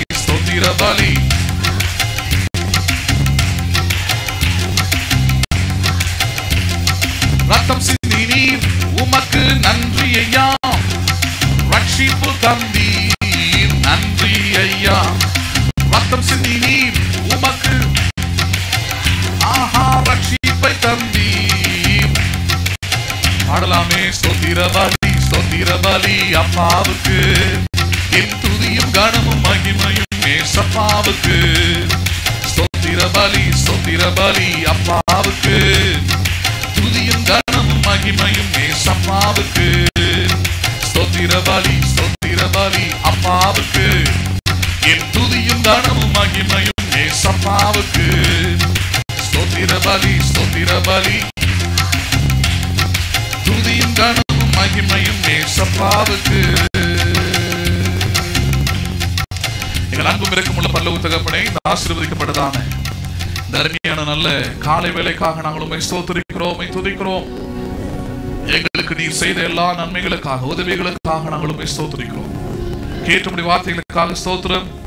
உம்முடைய சுவிசேஷத்தின் ஊழியத்திற்காக கொடுக்கும் பொழுது தேவனை நல்ல சிந்தனையோடும் எண்ணங்களோடும் சிறந்ததை கொடுக்கும்படியாகவும் நீர் எங்களுக்கு போதித்தபடி வார்த்தைகளுக்காக ஸ்தோத்திரம்.